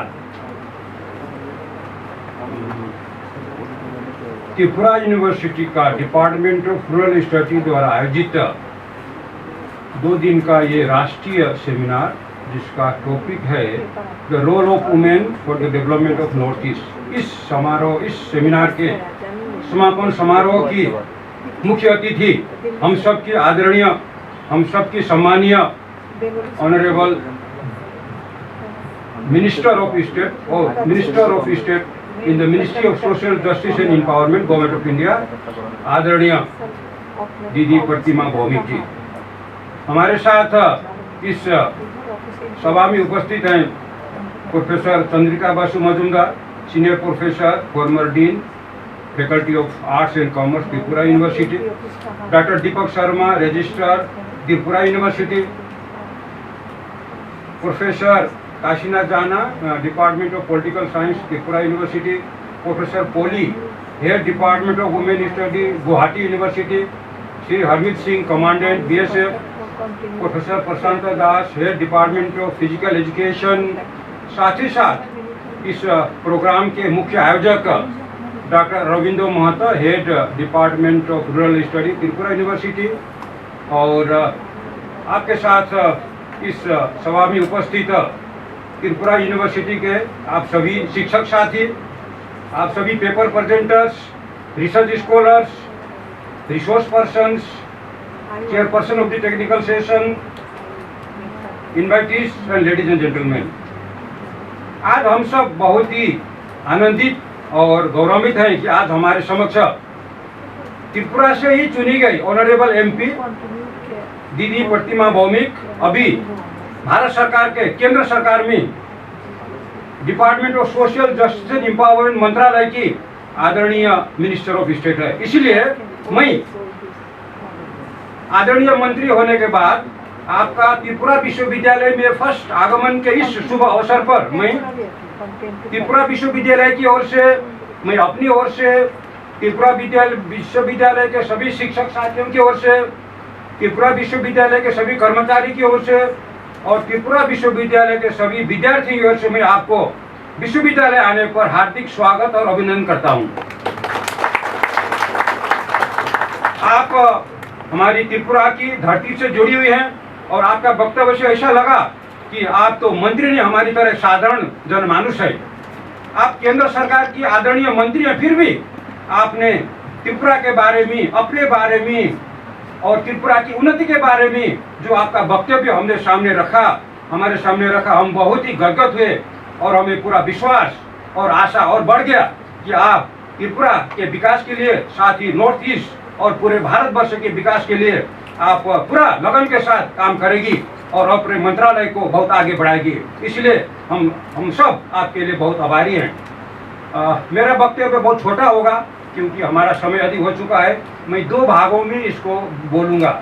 मेरा पहला भाग ये होगा कि ये विषय क्या था, role of women for the development of North East. तो हमारा फोकस रहा नॉर्थ ईस्ट और कल भी हमने कहा और आप सभी ने अपने अपने पेपर प्रेजेंटेशन के समय भी कहा कि नॉर्थ ईस्ट के इस 8 राज्यों में हमारी महिलाओं की भूमिका क्या है, रोल ऑफ वुमेन, हमारी जो महिला वर्ग है उनकी भूमिका क्या है। हम सब जानते हैं, बार बार कहते हैं, डिस्कस करते हैं कि महिलाओं का पॉपुलेशन करीब 50% है, फिर भी उनकी भागीदारी कम है। लेकिन अब ऐसा नहीं होगा, उनकी भागीदारी बढ़ेगा। अभी अभी आदरणीय मंत्री प्रतिमा जी ने कहा कि भारत सरकार का जो जन धन योजना है उसमें 56% जो बेनिफिशियरी वो महिलाएं हैं, इसका मतलब 50% से ज़्यादा उनको लाभ मिला है। फिर आप सब जानते हैं और हमें खुशी है कि त्रिपुरा राज्य में तो जॉब रिजर्वेशन पर भी महिलाओं को 33% रिजर्वेशन दे चुका है। अभी अभी माननीय मंत्री जी ने स्ट्रीट वेंडर के बारे में जिक्र किया। स्ट्रीट वेंडर यानी कि स्ट्रीट पर सामान बेचने वाले। हम सब जानते हैं अभी 3 महीना पहले मणिपुर में असेंबली के चुनाव हुए थे और आदरणीय मंत्री प्रतिमा जी कई बार मणिपुर में थी, वहाँ के प्रभारी भी थी और वहाँ पर इलेक्शन में पार्टी को जिताने में आपका बहुत बड़ा सहयोग हम सब जानते हैं। आपने स्ट्रीट वेंडर के बारे में कहा, तो पॉपुलेशन के रेशियो के अनुसार पूरे देश में सबसे ज़्यादा स्ट्रीट वेंडर तो मणिपुर में है और वो भी वुमेन है। आपने देखा मणिपुर के विभिन्न गांव में जाकर डिस्ट्रिक्ट हेडक्वार्टर में, सब डिवीजन हेडक्वार्टर में, कि वहाँ पर तो महिला ही पुरुषों से और ज़्यादा काम करती हैं, कमाती हैं और अपना घर बार चलाती है। कल भी हमने इस विषय पर जिक्र किया था। तो मेरा कहने का मतलब यह है कि महिलाओं की भूमिका नॉर्थ ईस्ट में बाकी देश के अन्य राज्यों से ज़्यादा है, अधिक है। मणिपुर में, मेघालय में, नागालैंड में, यहाँ तक त्रिपुरा में। आपने जिक्र किया handloom, handicraft, bamboo based product. ये हैंडलूम, हैंडीक्राफ्ट और बम्बू बेस्ड अगर मणिपुर के उदाहरण देंगे तो सबसे ज़्यादा हैंडलूम वीवर्स रेशियो, अगर हम पॉपुलेशन का रेशियो देखेंगे तो मणिपुर में है। पूरे देश में हैंडलूम वीवर्स मेल होते हैं अधिकतर, लेकिन मणिपुर में 90% वीवर्स आर फीमेल। ऐसा है नॉर्थ ईस्ट में, मणिपुर एक राज्य। फिर हैंडीक्राफ्ट, हैंडीक्राफ्ट के ज़्यादा से ज़्यादा आइटम बनाने वाले और अपने घर को इनकम कमाने वाले ज़्यादा महिलाएं तो मणिपुर में है, त्रिपुरा में है। फिर बम्बू बेस्ड प्रोडक्ट में तो त्रिपुरा देश में सबसे आगे है। यहाँ के जो बांस के जो प्रोडक्ट होते हैं वो पूरे देश में और विदेश में भी हम एक्सपोर्ट करने जा रहे हैं। फिर आने वाले साल में त्रिपुरा में तो विशेष करके यहाँ के जो कई जो पाइनएप्पल हुआ, फिर यहाँ का कटहल हुआ, जैक फ्रूट जिसको हम बोलते हैं, और अभी पिछले सेशन में तो ट्रेन में रख करके बाहर भेजा गया था। तो मेरा कहने का मतलब यह है कि त्रिपुरा में भी और अन्य राज्यों में भी महिलाओं की भागीदारी से, महिलाओं की पार्टिसिपेशन से, महिलाओं के सहयोग से ये सब छोटे छोटे उद्योग धंधे बहुत ही आगे बढ़ रहे हैं। और हमें पूरा विश्वास है कि आने वाला सब दिन में और जो वर्तमान भारत सरकार, त्रिपुरा की सरकार, मणिपुर की सरकार, नॉर्थ ईस्ट की अन्य राज्यों की सरकारें भी महिलाओं पर विशेष ध्यान दे रही हैं। इसलिए महिलाओं का जो पार्टिसिपेशन होता है वो बहुत आगे बढ़ते जाएगा। और ये 2 दिन का जो सेमिनार में जो आपने डिस्कस किया, जो आपने डिसीजन लिया, जो आपका जो है फाइंडिंग्स है, वो जरूर आने वाले दिनों में महिलाओं की भागीदारी बढ़ाने में हमें पूरा सहयोग करेगी।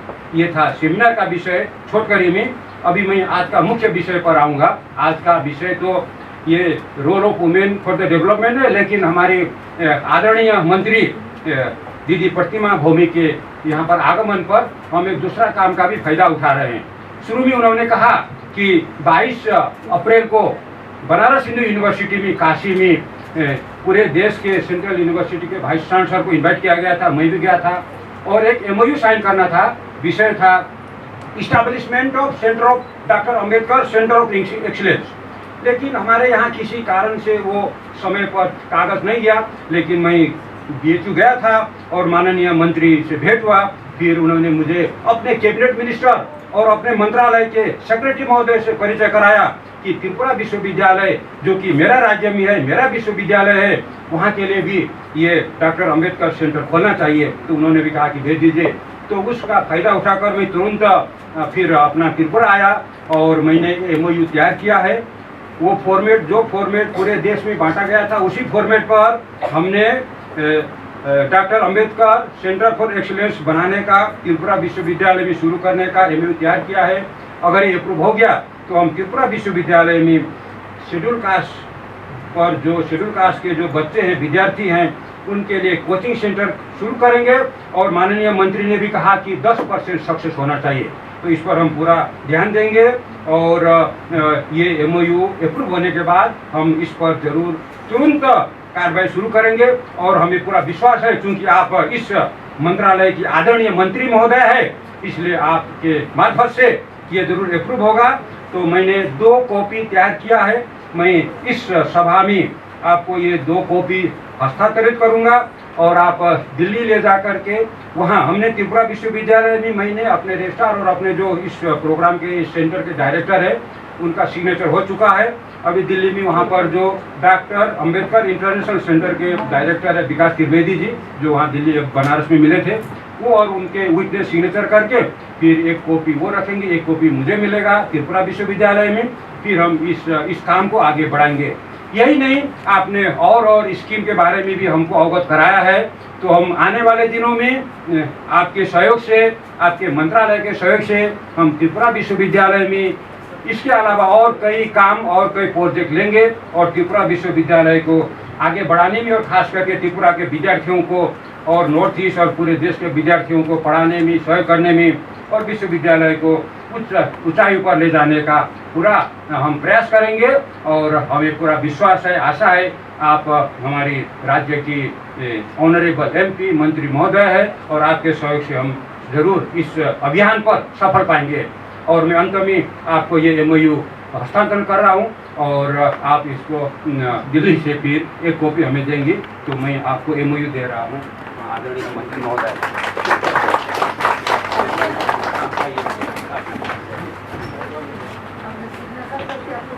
दिल्ली से सिग्नेचर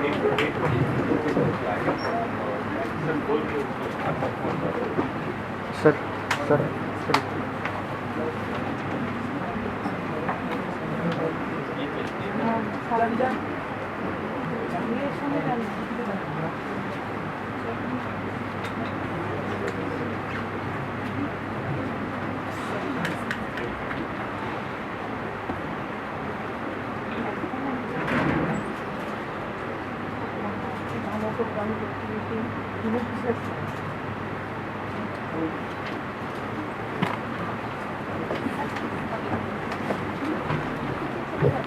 के साथ मैं अपना वक्तव्य को भी समाप्त करता हूँ। पुनः एक बार मैं आदरणीय मंत्री महोदय को बहुत बहुत धन्यवाद देता हूँ कि आपने अपना व्यस्त समय पर अपना कुछ समय निकाला और हमारे बीच में आकर आपने अपना जो अनुभव बताया। हम सब आपके आभारी हैं और भविष्य में भी हम चाहते हैं कि कोई भी हमारा प्रोग्राम होता, अगर आप त्रिपुरा में आएगी या दिल्ली में भी रहेगी तो हम हमारे कहने पर, हमारे बुलाने पर आप जरूर आएगी और हमारा मार्गदर्शन करेगी।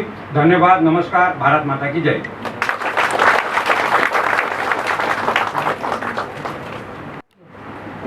তারপরে 100 করা হয়েছে এবছর 125 যে এসসি বাচ্চা যারা আছে তাদেরকে ইন্ডিয়ার বাইরে যারা ওভারসিজ মাস্টার ডিগ্রি বা পিএইচডি করতে চান, যে সাবজেক্ট ইন্ডিয়াতে অ্যাভেলেবেল না সেটার উপরে প্রায়োরিটি আমরা 100% পয়সা আপনার বাড়ি থেকে আমেরিকা যাওয়া পর্যন্ত আসা পর্যন্ত সমস্ত পয়সা মানুষ অনলাইনে হয়। আমি নর্থ ইস্টে শুধু একটা বাচ্চা গেছে, আর কেউ গেছে না এত বছরে। আমি যে আমার নর্থ ইস্টের ছেলেমেয়েরাও যায়, যাতে বাইরে যায়।